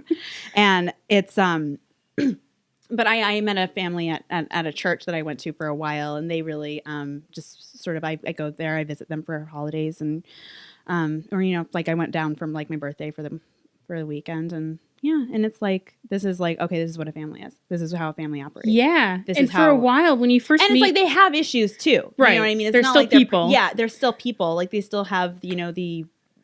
But when you first meet a normal person in a normal family, or as close to it as you'll ever find, you think that they're faking it because we faked it. We went to church every week and we, and we hid my bruises under long sleeve dresses or whatever, and all that stuff. So to me, when I met somebody who seemed normal and seemed nice, that was terrifying to me. Yeah. And when I met somebody who seemed to like me, I was like, well, this isn't going to last, because my foster sister, when I first knew her, she loved me and she thought it was great. And then she changed her mind. Yeah. And so in my mind for the rest of my life, it was oh, if somebody seems like they like you, fucking run, because not only will they decide that they don't like you, but they will destroy you or do their best to destroy you. They're kids responding to their abuse by repeating it backwards. And so it's and that's kind of, your love is so, how it operates, is that you're given love. They're hugging you and they're telling you nice things and they're giving you something to eat and stuff like that. And then all of a sudden, an hour later, it's with her, it was just once she decided she hated me, she was done. Really? But I think that was it for the rest of the year. Yeah. But it it's was very weird. But still, I mean, that's kind of how neglect works and how people like, you know, it's like they're practicing neglect in their lives with their friends. And so it's like, oh, you displeased me. You're banished from my life. My mom was like that. Yeah, exactly. My mom, like, and I love my mom and I miss my mom. She's been dead for, I'll be 8 years next month. Oh, sorry to hear that. And as sad as I am that she's not around, and I really am, and I cry a lot about it, and I feel very bad that I wasn't a better daughter and all that stuff. But it's a relief too, because she was a lot of work. She had a lot of mental illnesses. She was schizophrenic. She had OCD. She was agoraphobic. She had a persecution complex. Like, she was a very difficult, like, living with her, even after she quit doing drinking, without doing drugs and drinking, was like walking on eggshells all the time. Like, I never knew which mom I was going to get. Yeah. Like, was I going to get the cool mom, the funny mom, the smart mom, or was I going to get the total psycho who's screaming at nothing for no reason? Yeah. And the weird thing was, like, I could never predict, like, if I did something, I was like, oh, she's going to be really mad about this. And then I would tell her, and then she'd be fine with it. And then I'd do something that I was like, this isn't a big deal. And I'd tell her, and she would flip out. And, like, so that was the environment that I grew up in. That was probably the most, I don't know if that was the most damaging, but, like, it wasn't great, you know? And also, like, I came back. Okay, so also, this is fun. I have face blindness. So when my mom came, face blindness is like you don't have a visual memory of what people look like. Oh. So think about it like flipping through a photo album and all the pictures have faded. So, like, you have the label mom, brother, whatever. Oh. But when you're trying to remember a face, it's not there. And it's different with, like, family. Like, I would recognize my mom or my brother, or either of my brothers, really, if I looked at a picture of them or if I saw them. But when my mom came to visit, she had changed so much physically since the last time I saw her. So she came to visit Mrs. Lewis's, and the last time I'd seen her, had been at a courthouse probably like 3 or 4 months earlier. But then she was surrounded by people who had recognized her. And then, like, so I had initially walked right by her, and then found out that she was back here. And it was like, oh, she's not here. And they came back because other people were already talking to her. So I recognized her voice and all these other things. So when she came to visit at Mrs. Lewis's, and she also changed, like, she gained weight. She had always been platinum blonde. She'd always dyed her hair platinum blonde, and her hair had grown out, and it was like dishwater. And her skin was gray instead of, like, human colored. And, you know, and so the way she carried herself was different. She just had this air of defeat about her. So when she walked in, I was like, oh, that's the social worker. And I'm looking past her for my mom. And my mom's not coming in. And then I'm like, oh shit, this woman is here to kidnap us. She's pretending to be my mom. So there was that. So there was, like, living with my mom for, like, a year, like, going home every day with, like, a list of questions to ask her, because if she was my real mom, she would know about this. Because it just, like, trying to catch her in her lie, but not being too obvious about it, because if she knew that she was caught, then what would she do? Like, so that was its own, like, kind of level of terror. But in general, like, she seemed to like me, and she wasn't, like, super physically abusive. I think she only spanked me once when I was in, like, 5th grade or something. I did something that she was like, and then that was it. But, like, she wasn't, like, a spanker. She was more like a psychological terrorist. So, like, I was a little unruly when I got out of foster care. Yeah, we'll say it that way. So I was a little angry. Yeah. I was a little untrusting, and I didn't think this woman was my mother. So I had a little bit of an attitude. So one summer, to punish me, like the summer after I moved back in with her, she took all the stuff out of my room, like furniture, clothes, toys, everything. And that she was like, if you're not going to appreciate what I give you, you're not going to have anything. And for me, like, that meant 2 things. One, don't express yourself because you're angry. Yeah. But also it meant that no matter how mad she was or how hurt she wasn't going to try to destroy me, because taking my stuff away, like, didn't really hurt that much. Yeah. And when it came down to it, like, she gave me a radio back, and she gave me clothes to wear, and, like, she wasn't like my foster sister, which was like, I'm going to make your life as miserable as possible because you're somebody I don't like. It was like, you're a pain in my ass and I want you to learn something, but I'm not trying to torture you, so she made sure I had something to do with my time. She gave me a coloring book, but it wasn't like a full room full of toys, which is like what I had when I first moved back in with her.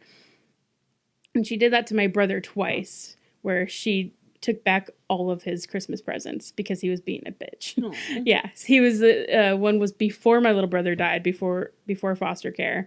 And she was like, if you tell any of the kids, because she wrapped the presents for the kids in the entire apartment complex.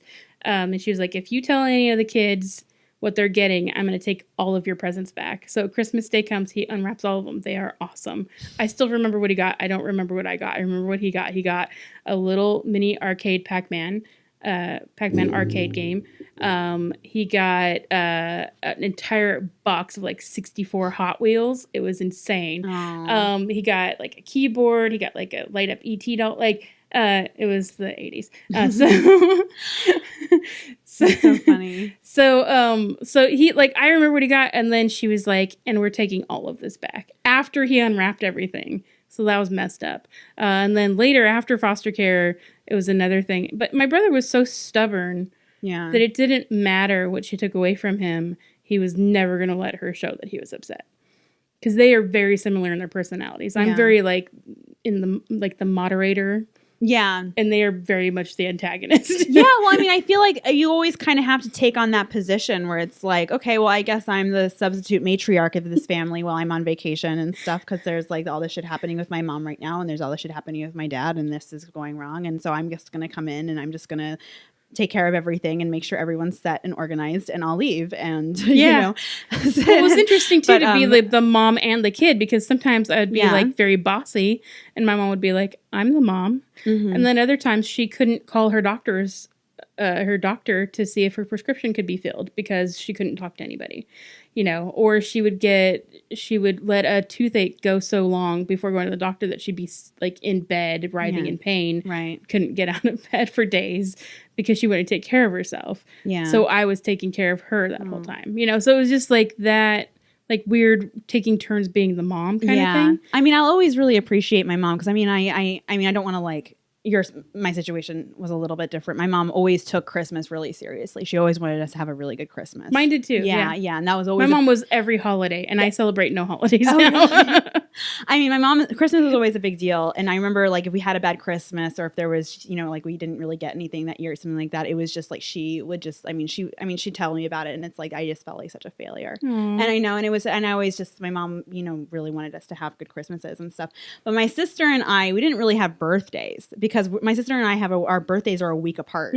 And so like for our birthdays, there was one year where I had a birthday party, and I had all these friends over, and I got all these presents. And then my sister a week later didn't have a birthday party. No. She didn't got nothing. And so after that, it's like my mom was just like, well, I can't afford to have 2 birthday parties. And it's like, does it mean that you only give one to one kid? I don't think I know it was just like a fluke. It just kind of, that's just how the cookie crumbled that year, was that I got a birthday party and my sister got nothing. And so it was, and I know, and I think that's just like, that was like sort of a lot of tension with me and my sister because of that. She was always really traumatized by that. Oh, like, my God. I know one weekend it's like this whole big soiree for me, and then the next weekend it's like out of money. Like, wow. No more. Talk about not planning ahead. Jesus Christ. But so like birthdays, we didn't really celebrate until, we just weren't in the habit of celebrating birthdays ever and stuff. But I've never been big on birthdays. But Christmas is always a really big deal. I love Christmas. And I just, my mom never,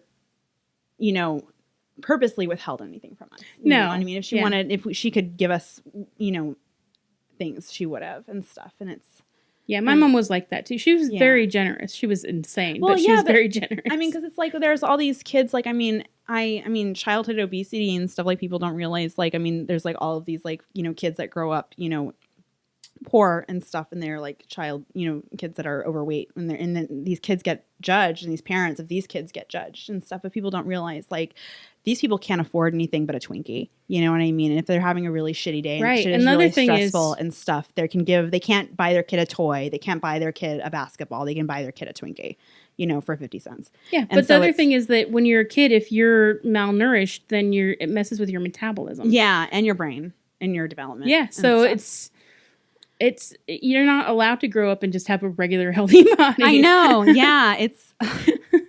And for me, I'm always hungry. Like, it doesn't matter, like, what's happening in anytime I feel anxious or anything, I don't feel like a little out of breath. I'm just like, oh, I need to eat something now. Because that takes me back to always being hungry when I was a kid. Yeah. So, and it wasn't just when I was in foster care. It was also, like, before that when we were too broke for anything but pot in our apartment. So, and I'm making my mom sound really bad right now. But no. I mean, that's the thing is that, like, we are imperfect people. Yeah. Like, people are flawed and people are broken. And it's like when a flawed and broken person is your parent and they're doing their best, and they are. Like, I see, like, you saw your mother doing her best. That's what's crazy about it. And that's why you've been able to forgive her, is that, you know, it's just some people just can't control themselves and can't control their brains. And I totally relate to that. And you know, and I'm not in a place to be a parent because of it, you know? Yeah. And it's, but you still love your family and you still love your mom, and she's still your mom and she still did her best, and you can still love her just as much as, I don't know, somebody like Prince William loves, you know, Princess Diana, you know, and that should be fine. It's easier when your mom dies early because you can sort of have that memory of her being that perfect angel. Right, exactly. You forget all the terrible things, and you just, like, even not, like, my brain, it's the worst thing. My brain will try to trick me into thinking my mom's alive while I'm asleep. Yeah. I'll just have a dream that, like, oh, she's back from the dead. Yeah. I had a dream recently where she came home from the doctor, said, I only have a few days to live, and then she disappeared. And then I'm freaking out, and then somebody's like, oh, she's at the bar behind your house. So I go over. Oh, so she says, I'm going to die. She's like, I'm going to die. I don't have very much long to live.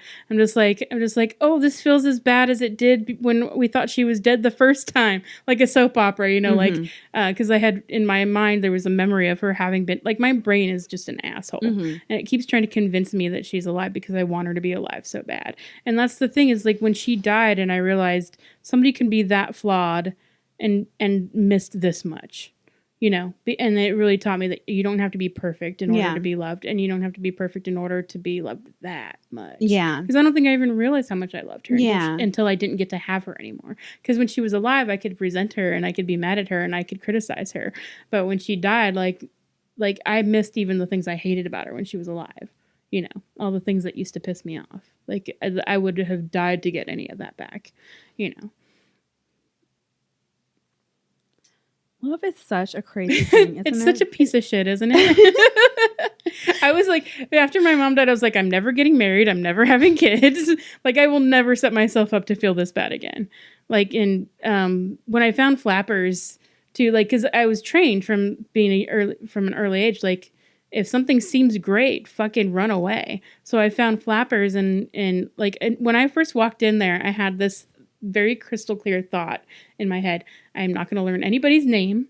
I'm not going to know anybody's hopes and dreams. I just want to sit in a corner and work on my novel that wasn't going well, and watch some comedy, and that's it. I didn't want to know anybody. I didn't know that, like, 4 years later I'd be booking the room and know pretty much everybody who walked through the door, you know, and love them so much. Like, that was the thing, is like, when I had to decide who to tell that I was leaving, like, the list was too long for me to actually contact everybody, because that was, and it was insane to me that I could love. I think something broke in me after my mom died, because I was very kind of cold before that. But when I realized how much I love that many people, that, like, it's like, it doesn't seem like you can, you know what I mean? And my mom, I remember my mom trying to explain that to me when I asked her who her favorite kid was. Yeah. And I was like, it's Bubba, right? Obviously, my dead brother. He was the best one. For me, it was always whoever, you know, did the dishes. That was the favorite. That was your favorite? Yeah. That was, no. That's who my mom's favorite was whoever did the dishes. Whoever cleaned the most. That would have been me. That would have been me every time. I was the special helper. She created an award for me so that she could give me an extra present at New Year's. Special helper award. And my little brother would try to start getting it, like, around November or so. He's like, Mom, look how much I'm helping. And I have no recall of this, but she would tell me about it. But like he was my favorite. Like objectively of the three of us, like he was the best one. So the fact that he died just seemed so unfair to me. Because it could have been either me or my older brother, and I would have been like, that's more fair. Like it would have been upsetting either way, right? But if it was me and my sister died, it'd be like, well, that's the way this shit goes, Lily. Sorry. I'm the stronger of the two. That's probably like eating your twin in my womb.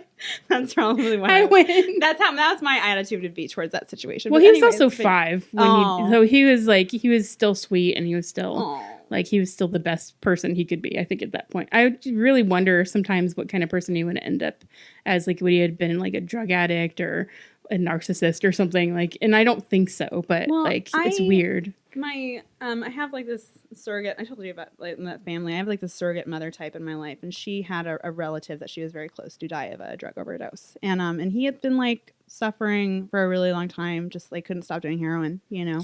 Yeah. And finally he stopped for a while, and then he overdosed, and she just kind of came to peace with it after a while, just like, you know, maybe he just was never going to get better, and maybe it was just time, you know. And that's literally like kind of how she, you know, kind of accepted it. Because you can't be that sad for that long. Yeah. And so like I remember it, I think the reason in that dream that I found, okay, so my mom comes home in the dream. My mom comes home. I'm going to die soon. I'm like, this is just as bad as it was the first time we thought you were dead. And I'm just devastated. And finally somebody comes over to me and we like, look here and see if she's there. And she's there, and I walk in, and I'm so happy to see her. And I think our brains just don't let us be that sad for that long. Like there's either like something happens. Either you pass out, or you repress it, or you or you get distracted, or something happens. Like your brain just won't let you be that sad because it can't survive that way. Have you ever like fainted or like had an episode of like narcolepsy or anything like that from stress? Really? Nah. Oh. No, I used to sleep a lot when I was agoraphobic. Like I sleep like 14, 18 hours a day. Yeah. Yeah. But I used to have crippling anxiety. And I remember I got like an anxiety attack at the gym when I was like 14 or something like that. And I just went into this like handicapped stall, and I just lied down on the ground and I fell asleep. Wow. I must have like slept for like 20 minutes or something like that, and then got up. And I don't know like how to describe it, but it's like I've like gotten into fights with like I've fainted twice. Like I've literally just like lost oxygen in my head, and then like just all of a sudden everything goes blank, and then I've just like you know, sack of potatoes on the floor. Wow. And I don't know, I guess just because it's like just when you're stressed out and stuff, it's just your body just sort of, you know what, just relax, you know, like just. I definitely yeah. Well, because your brain is going to give you a break one way or the other. And I think the way my brain gave me a break was just having me focus on something else. Yeah. So like immediately after my mom died, I mean, obviously not like the day after, but like the way that I could handle it was I remember I was ringing up a customer. I was still working at Goodwill.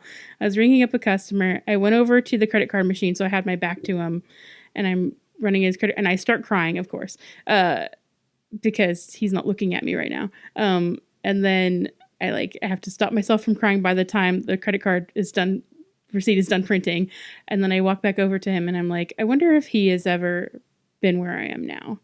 And then just kind of looking at his eyes, and I just smiled at him like a genuine smile. And I was just like, you have a great day. And he smiled back like a genuine smile. And he was like, you do too. And then like, just like crawling out of my own pain for a moment and thinking about somebody else. That's what got me away from my own pain. Yeah. And so I just did that as much as possible. Yeah. And then eventually I burned out and couldn't do it anymore because I think you can run away from your grief all you want to, but eventually you just have to fucking deal with it, you know? And eventually I think I learned to just be sad and let myself be sad if I was sad. And that was my favorite thing about Flappers is I could show up in any mood and people would just let me be who I was. Yeah, exactly. And it's like, why is there such a, like, I mean, like happiness obviously is like the top of the food chain as far as emotion goes, you know, but it's like, I do think like, I do feel like I'm being productive when I'm just allow myself to just sit on my bed and just like be sad and just think about shit and just kind of, I don't know. I don't feel like I'm stewing in it. You know what I mean? Because it's like I am thinking. It's like we're supposed to be happiness machines or something, and that's not natural. Yeah, exactly. And so it's like, but it's like, I mean, if you read any book, I mean, there are books that are tragedies. There are books that are, romances and that sort of thing. And it's just kind of like there are every emotion and every state of being has value, even being sad. Yeah. I mean, it's so interesting. There are literally movies where the only point is to watch someone suffer and die. Like Hostel and the Saw movies. It's like all of it is just people suffering, physically suffering in like horrifying ways. And it's just, why do people? I mean, I don't want to judge anyone. You know what I mean? There's just some things I just don't get. I know people who really love those movies, and I think it's because their lives were too easy. Like nobody did put a cigarette on them as a kid. They're like, I need to manufacture my terror because I don't feel it every second of every day. Or it's like a catharsis thing where it's like, my life is so great, so I'm just going to watch somebody else's life be horrible to make myself feel better, I guess. Or like I remember what that felt like, and now I don't feel like that anymore. Well, it's like watching Cable Girls. It's like, things aren't going so great right now, but at least somebody's not forcing me to have an abortion. So, and I don't have 4 henchmen chasing after me, forcing me to have an abortion and stuff. Like, at least I'm not in that situation, so I can have some gratitude in my life for how things are right now. And I was watching Harlots too, and Harlots has a. Oh, I want to see that because it's all women directors, all women writers, it's like a total like feminist like production. It's a great show. It's all women, but it's so easy for women to get locked up in that show. A man just has to say, "Lock this bitch up," and she's fucking locked up. Oh. And like people, I don't know, like people seem to. That's crazy because as you watch all these old shows, sorry, finish your. I interrupt people. You just have to. I was just gonna say like. I was going to make this point earlier too, is people have a tendency to undermine the oppression that women have been under for centuries and centuries. Well, I mean, it's in our DNA now, so it's like, it's like a whole other issue, I feel like. But like in terms of like Me Too and stuff, like, yeah, this is uncomfortable and I don't like it, but at least I get to fight back. I know, exactly. And at least I get my moment to say what actually happened. Whereas... But are we fighting back in ways that matter? That's what my issue is, because it's like so much of what feminism is, what's happening with feminism is like, it just doesn't seem like we're fighting back in the right ways, or like it's. What is the right way? Well, there's. Okay, I guess more effective. You mean? Yeah, like there's 300,000 rape kits that haven't been tested and stuff. But then when they ban catcalling in some city or something like that, then everyone's like, "Woo, feminism!" We're moving in the right direction. I think it's all moving in the right direction. Anything, even just calling somebody out for telling you to smile, I think is moving in the right direction. Yeah. It's like, you don't tell my face what to look like, Yeah. You don't have control over any part of my body. Yeah. I had an argument with somebody, or not an argument, but like a kind of an issue. And at the end of the issue, like, I apologized for my part of it. And he never apologized for his, because of course he did nothing wrong. But at the end, he's just like, I just want the slate to be wiped clean. And I want you to just like me and feel positive things about me. Out loud, I was just like, okay. And then my inner voice was, fuck you don't tell me how to feel about you. Like, I get that that's what you want, but you don't get to decide that. If you want me to like you, don't be a dumbass. Don't be gross, and don't be inconsiderate and insensitive. Like, that's what's going to make me like you, is if you're aware of the things that made me not like you in the first place, But from your childhood, do you think that there are ways that, like, how you were raised and what you were brought up, is it all our experiences, or is there something a little more heavily ingrained just from our ancestors and stuff? That's something I've been thinking about, and this might sound really crazy, but I wonder if battered wife syndrome is like a DNA thing, or it's like a heritage thing. It wouldn't surprise me. Because, in most societies, I think in all societies, like, if a guy raped a girl, then that, like, most of the time the family wouldn't want to deal with it, and they would just, give her to him, and they would get married. And that's how people survived. And that was kind of what was a necessary thing, I suppose, for, people who, how people lived, 1,000 years ago or 2,000 years ago and stuff. And so, it's up until I was doing research on this, and the 1960s, in southern Italy, there was a court case where this Italian woman was raped, and she was kidnapped and raped by this guy that was in love with her, and he wanted to marry her. And so his plan was, well, I'm going to kidnap and rape her and then try and communicate with her family to get a marriage going. And then so he kidnapped and raped her, like sued the family for like trying to there was a law that, you know, embraced this in this society that like would support. Yeah, no, I'm familiar. It grosses me out. Yeah. Yeah, sorry, you're not going to get a happy face out of that one. But this is in the 1960s. This wasn't that long ago. This was not a long time ago at all. This was, you know, 60 years ago. Yeah. And this is like the first time, like, you know, people were like, no, you know, you're not going to let you, you know, kidnap this woman for life, you know, because you want to marry her. Ugh. And so, I mean, is it like, is battered wife syndrome a DNA thing? Like, we marry our rapists and we're programmed from our great times infinity and, you know, grandmothers for what they went through and what they experienced because of how things were. And that's sort of ingrained in our mind. I think we might have inclinations, like DNA inclinations towards things or away from things. Right. But like one of my favorite, I think it was 2020. It's like a story on 2020. Mm-hmm. This guy, he's like a doctor and he grows up and he's doing this experiment about psychopaths, and he finds out that he is one. Like he put his own thing in as a blind sample, his own like results to a test. And he finds out he's a psychopath, and then he's like, well, why did I turn out to be nurturing and loving and in a stable home? And these other psychopaths end up being serial killers and abusive and all these kinds of things. And, you know, we share the same traits, and the trait is really boiled down to, it's not cruelty, it's impulse control, really, and a lack of empathy, not a complete dearth of empathy, but a lesser amount than what most people have, you know. So, and that's what you're naturally born with. But how did I end up loving my family so much and never occurred to me to hurt any of them? Yeah. You know, and these other people had the opposite. And then it's because, and then his point is there might be psychopaths all around the world, and the only psychopaths you ever hear about are the ones who do the most horrible things.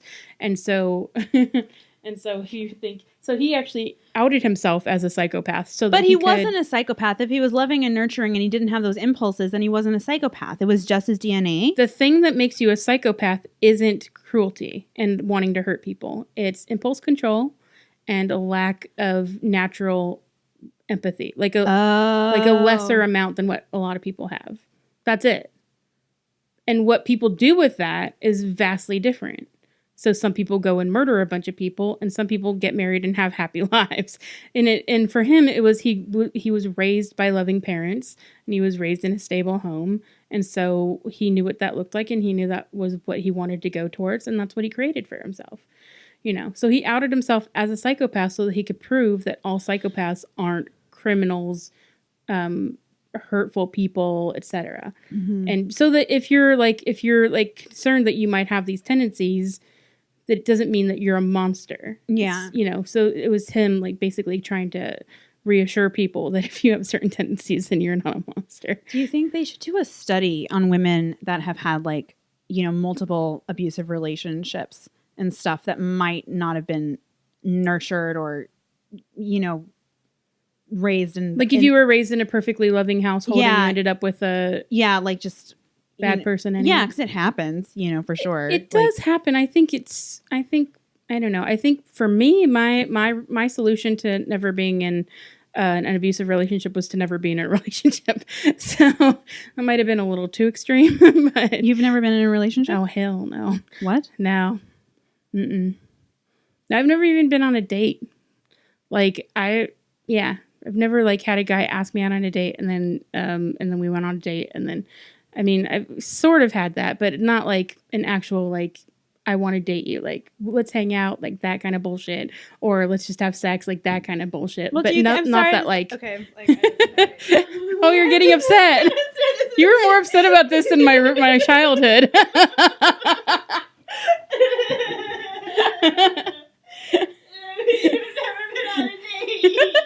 It's fine. What am I missing out on? I've seen it on TV.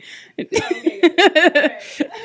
experienced it vicariously. It looks pretty traumatic. It looks pretty stressful. You weren't missing out on much, actually. There was now that I'm thinking back, I feel better.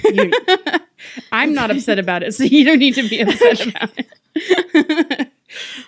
No, it's fine. Like, I mean, we protect ourselves in however we need to, and I don't want to ever set myself up to be somebody's punching bag, so, and I have overcorrected, yes, but I think the way that we're trained or the way that our DNA sets us up to be doesn't mean that we're slaves to that. Mm-hmm. We're not we may be just subject to some of the inclinations, but we are not stuck in a pattern. You know what I mean?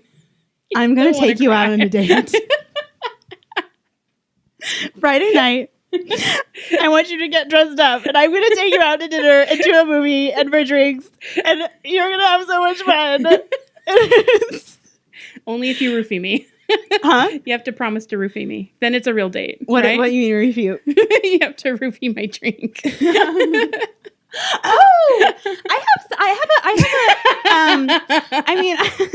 I have a couple. I have some Xanax actually.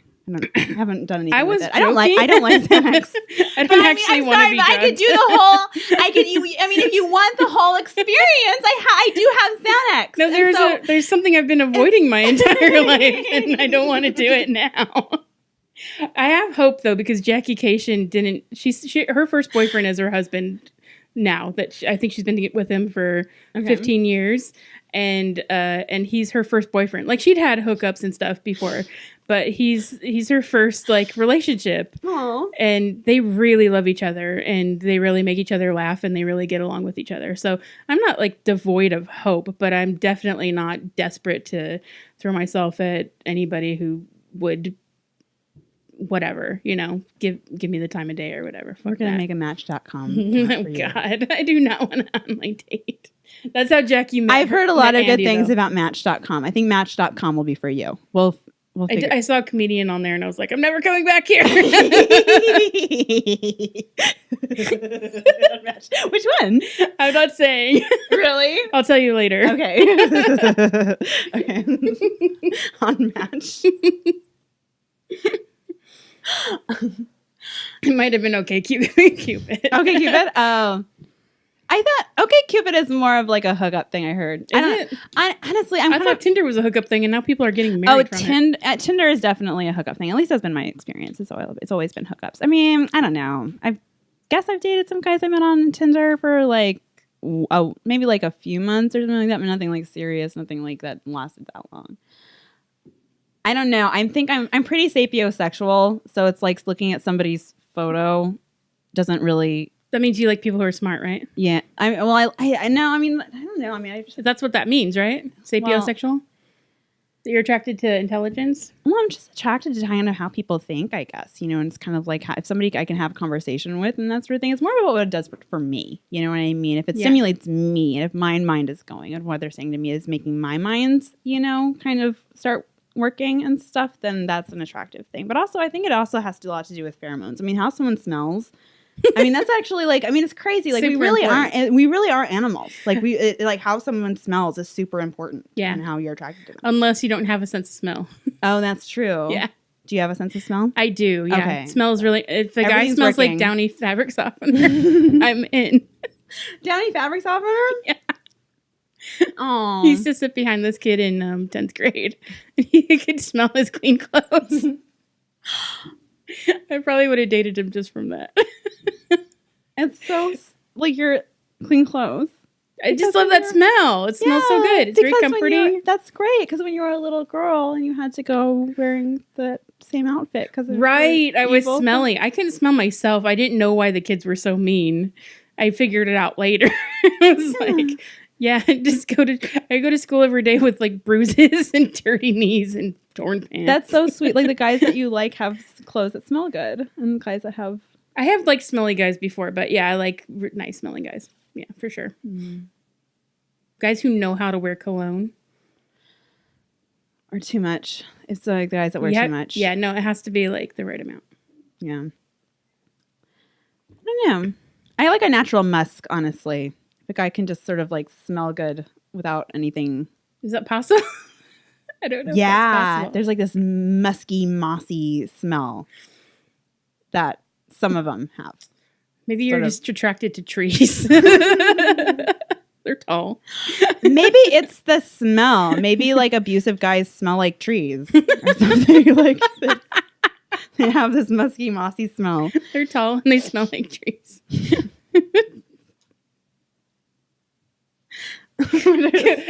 Go in a forest in a windstorm, and you'll just have your perfect orgy. All these tree branches smacking you around. Oh gosh, that's always been something like people who want to do it outdoors.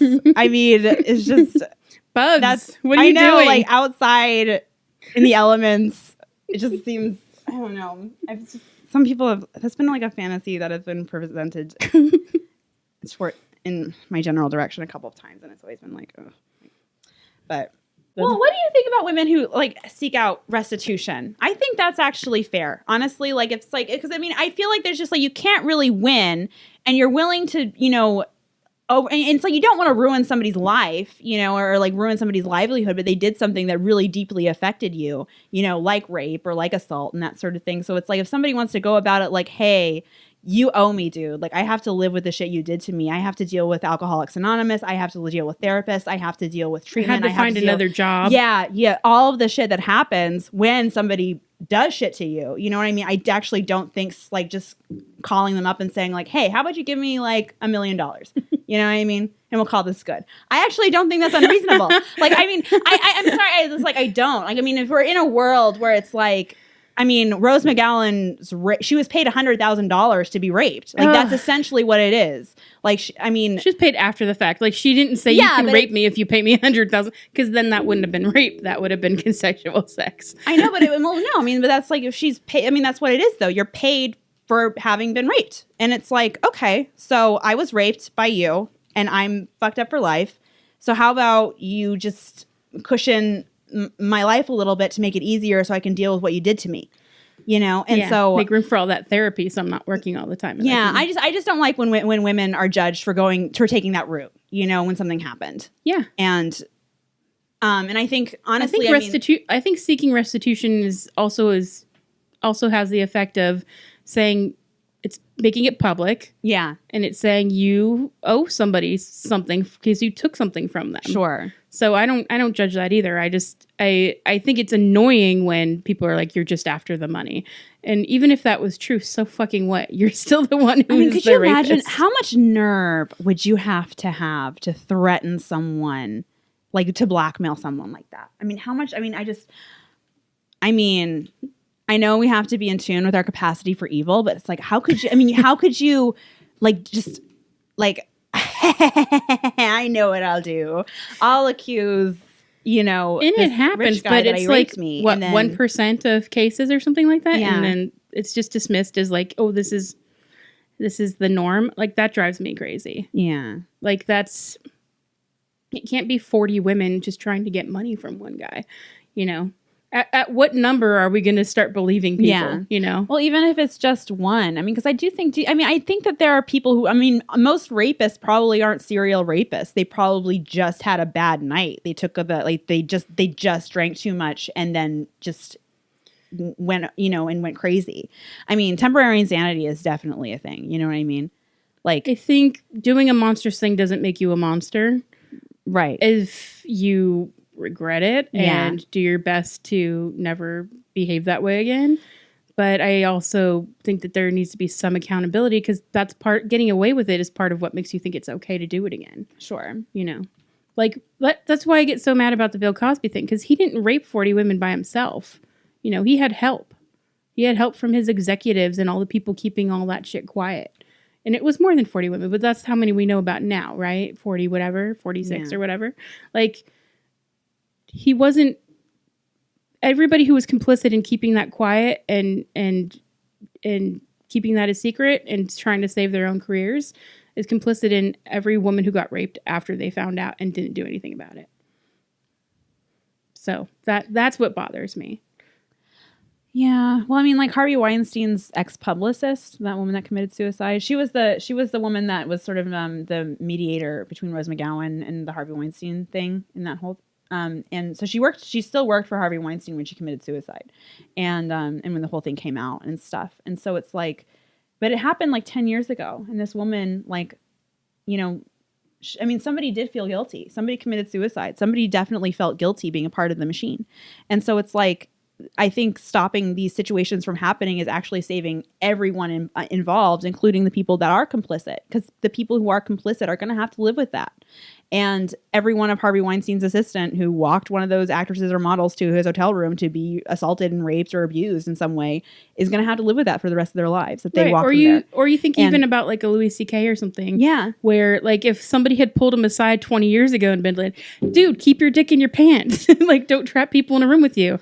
Then, you know, yeah. Then how many women would have come forward, and how many women, like if he had apologized then and never done it again, you know, like doing a shitty thing doesn't make you a shitty person. Doing it over and over and over and over again, like at a certain point, if you behave enough like a shitty person, what's the difference? You know, there is nothing somebody won't do to hide the things that they're ashamed of. And it's, you know, and I think someone like Louis C.K. lives with a lot of shame and self-loathing. And I don't think he even knows what he did. That's what I think. That's kind of how I feel like he's responding to it. It's like, you don't know what you did you? Like, it's just because maybe he's the fact that he came back out and didn't even address it. Yeah. And didn't ask for consent to go to that club in the first place. Like, come on, seriously? This is like, I'm just going to show up at your club whether you like it or not. Yeah. Yeah. I mean, just sometimes people just have to hit rock bottom, you know what I mean, to be able to like own their bullshit. But are people keeping him from hitting rock bottom? Because he was greeted with a standing ovation. Like, that's upsetting. Like, that upsets me. That there were so many guys in that audience who were so happy to see him that they stood up and cheered for him before he said a single word. I know, but it's just if people are in a state where it's like they're literally just taking down their pants and jerking off in front of girls before even realizing that they wanted it, you know, or not without knowing that they wanted it. Or knowing that they didn't. Yeah. Because trapping somebody in a room doesn't tell you. People like that, you know, are extremely self-destructive, you know, and it's like they can't, if he stays that way, you know what I mean? He's just going to self-destruct again. And it's, I mean. Yeah, the point is we don't want him to be destroying anybody else in the process, you know, and giving him the opportunity to do that. Like, that's gross. I don't want Oh, he wouldn't dare, though. Oh, God. That's like. Seriously? Oh, man. I mean, honestly, okay, look. Like, I bet he's done it six times in the last 6 months. Okay, like, if I were alone in a room with Louis C.K., I would just be like, I would get fucking naked in front of Louis C.K. and not worry about anything. You know what I mean? Because it's like, I dare you to jerk off in front of me. You know what I mean? Like, I mean, come on. Like, I mean, what's he gonna do? Jerk off in front of you? Like, I mean, he can't do that anymore. That was like, I mean, if Louis C.K. jerked off in front of me at this point, you know what? I wouldn't come forward. You know why? I would be impressed. I would be like, oh my wow. God. Woo. You, man. I seriously, like, I would give him a standing ovation. Stop. Like, come on. Like, that would be impressive if he did it again. I mean, I don't know. Like, I mean, as far as, like, come on. I mean. He hasn't even acknowledged that what he did was wrong. How is he supposed to stop doing it? Like, that's the issue. Ugh. No. I will be interesting to see what happens with that whole situation, but still, like the issue is he got caught, not that he stopped, that he realized what he was doing was wrong. The issue is that somebody else decided that what he did was wrong, not that he decided that what he did was wrong. Mm-hmm. Like, that's the problem. Like, I love Louis C.K. I loved Louis C.K. and I would like to see him find his way back to something that I can respect. Oh, sure. You know. But he's not moving in that direction. The thing is, I mean, every guy, I mean, I feel like people like Louis C.K. or Aziz Ansari, people who have, I mean, people who, the people that have like the window to come back actually have this really great opportunity to address it and change something, and you heal, know, and heal shit. Yeah. If he can be like, I did this and here's why, and this is, you know, what led up to it, and he's able to kind of give that, help people dissect it to understand it better, then I would, I'm sure so many victims, I know I would appreciate it. Like social to know insight, to know what was going through his mind when he did that. Or just I would love admitting to hear to the about that. men in the world that what he did was fucked up and that he shouldn't have, and that nobody should do that.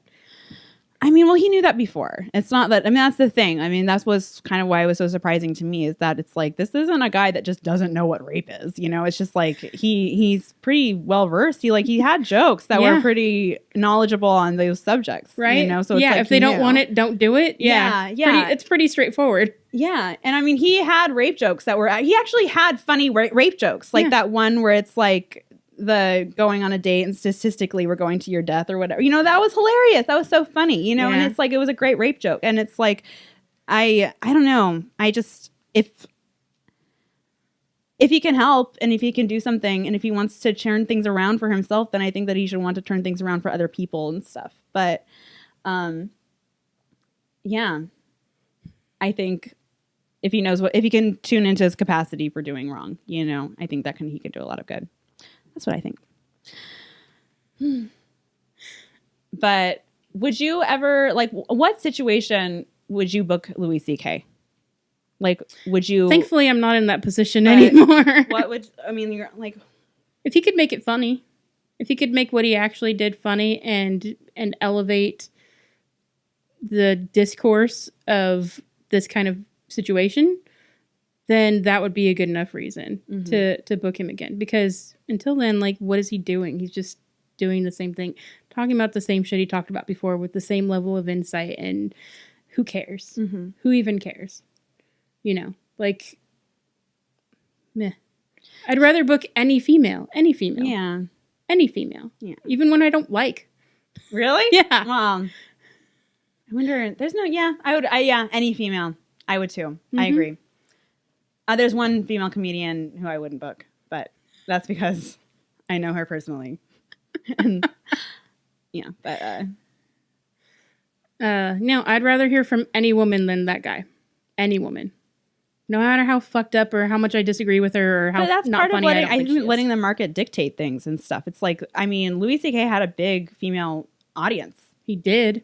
He did. Mm-hmm. And it's not past tense. Goodbye. Yeah. Mm-hmm. It's like he jerked it all away. Yeah. And because women thought they could trust him. Like, that's the thing. It was a betrayal to find out that he did that. Yeah. The betrayal to me to find out that he did that to somebody else, because I thought he was one of those people who wouldn't do something like, and and it's bullshit to say that any guy or every guy would do that, because that's not true.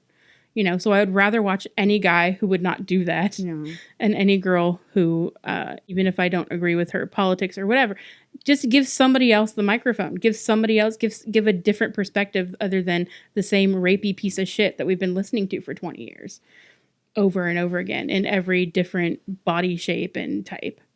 Fuck that.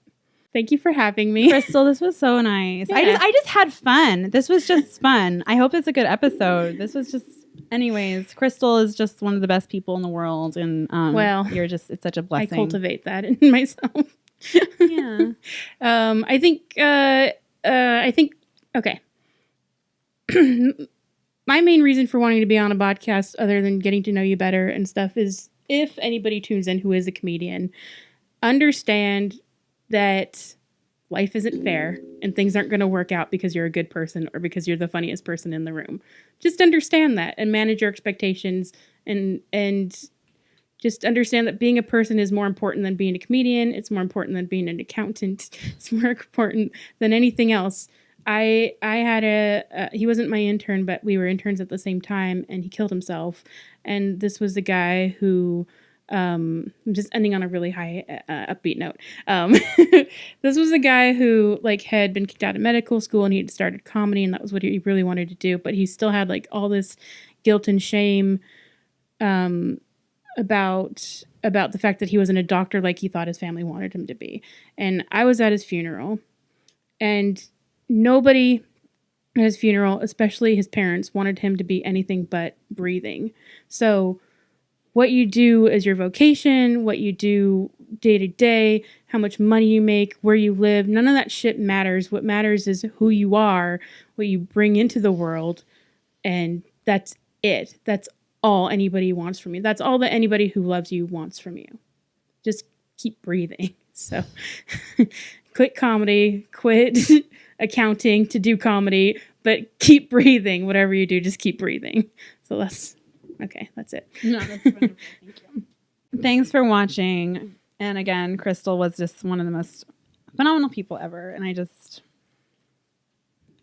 I'm sorry, just like everything we talked about. I've made you cry like 3 times. Yeah. This is so nice for me just to be able to talk.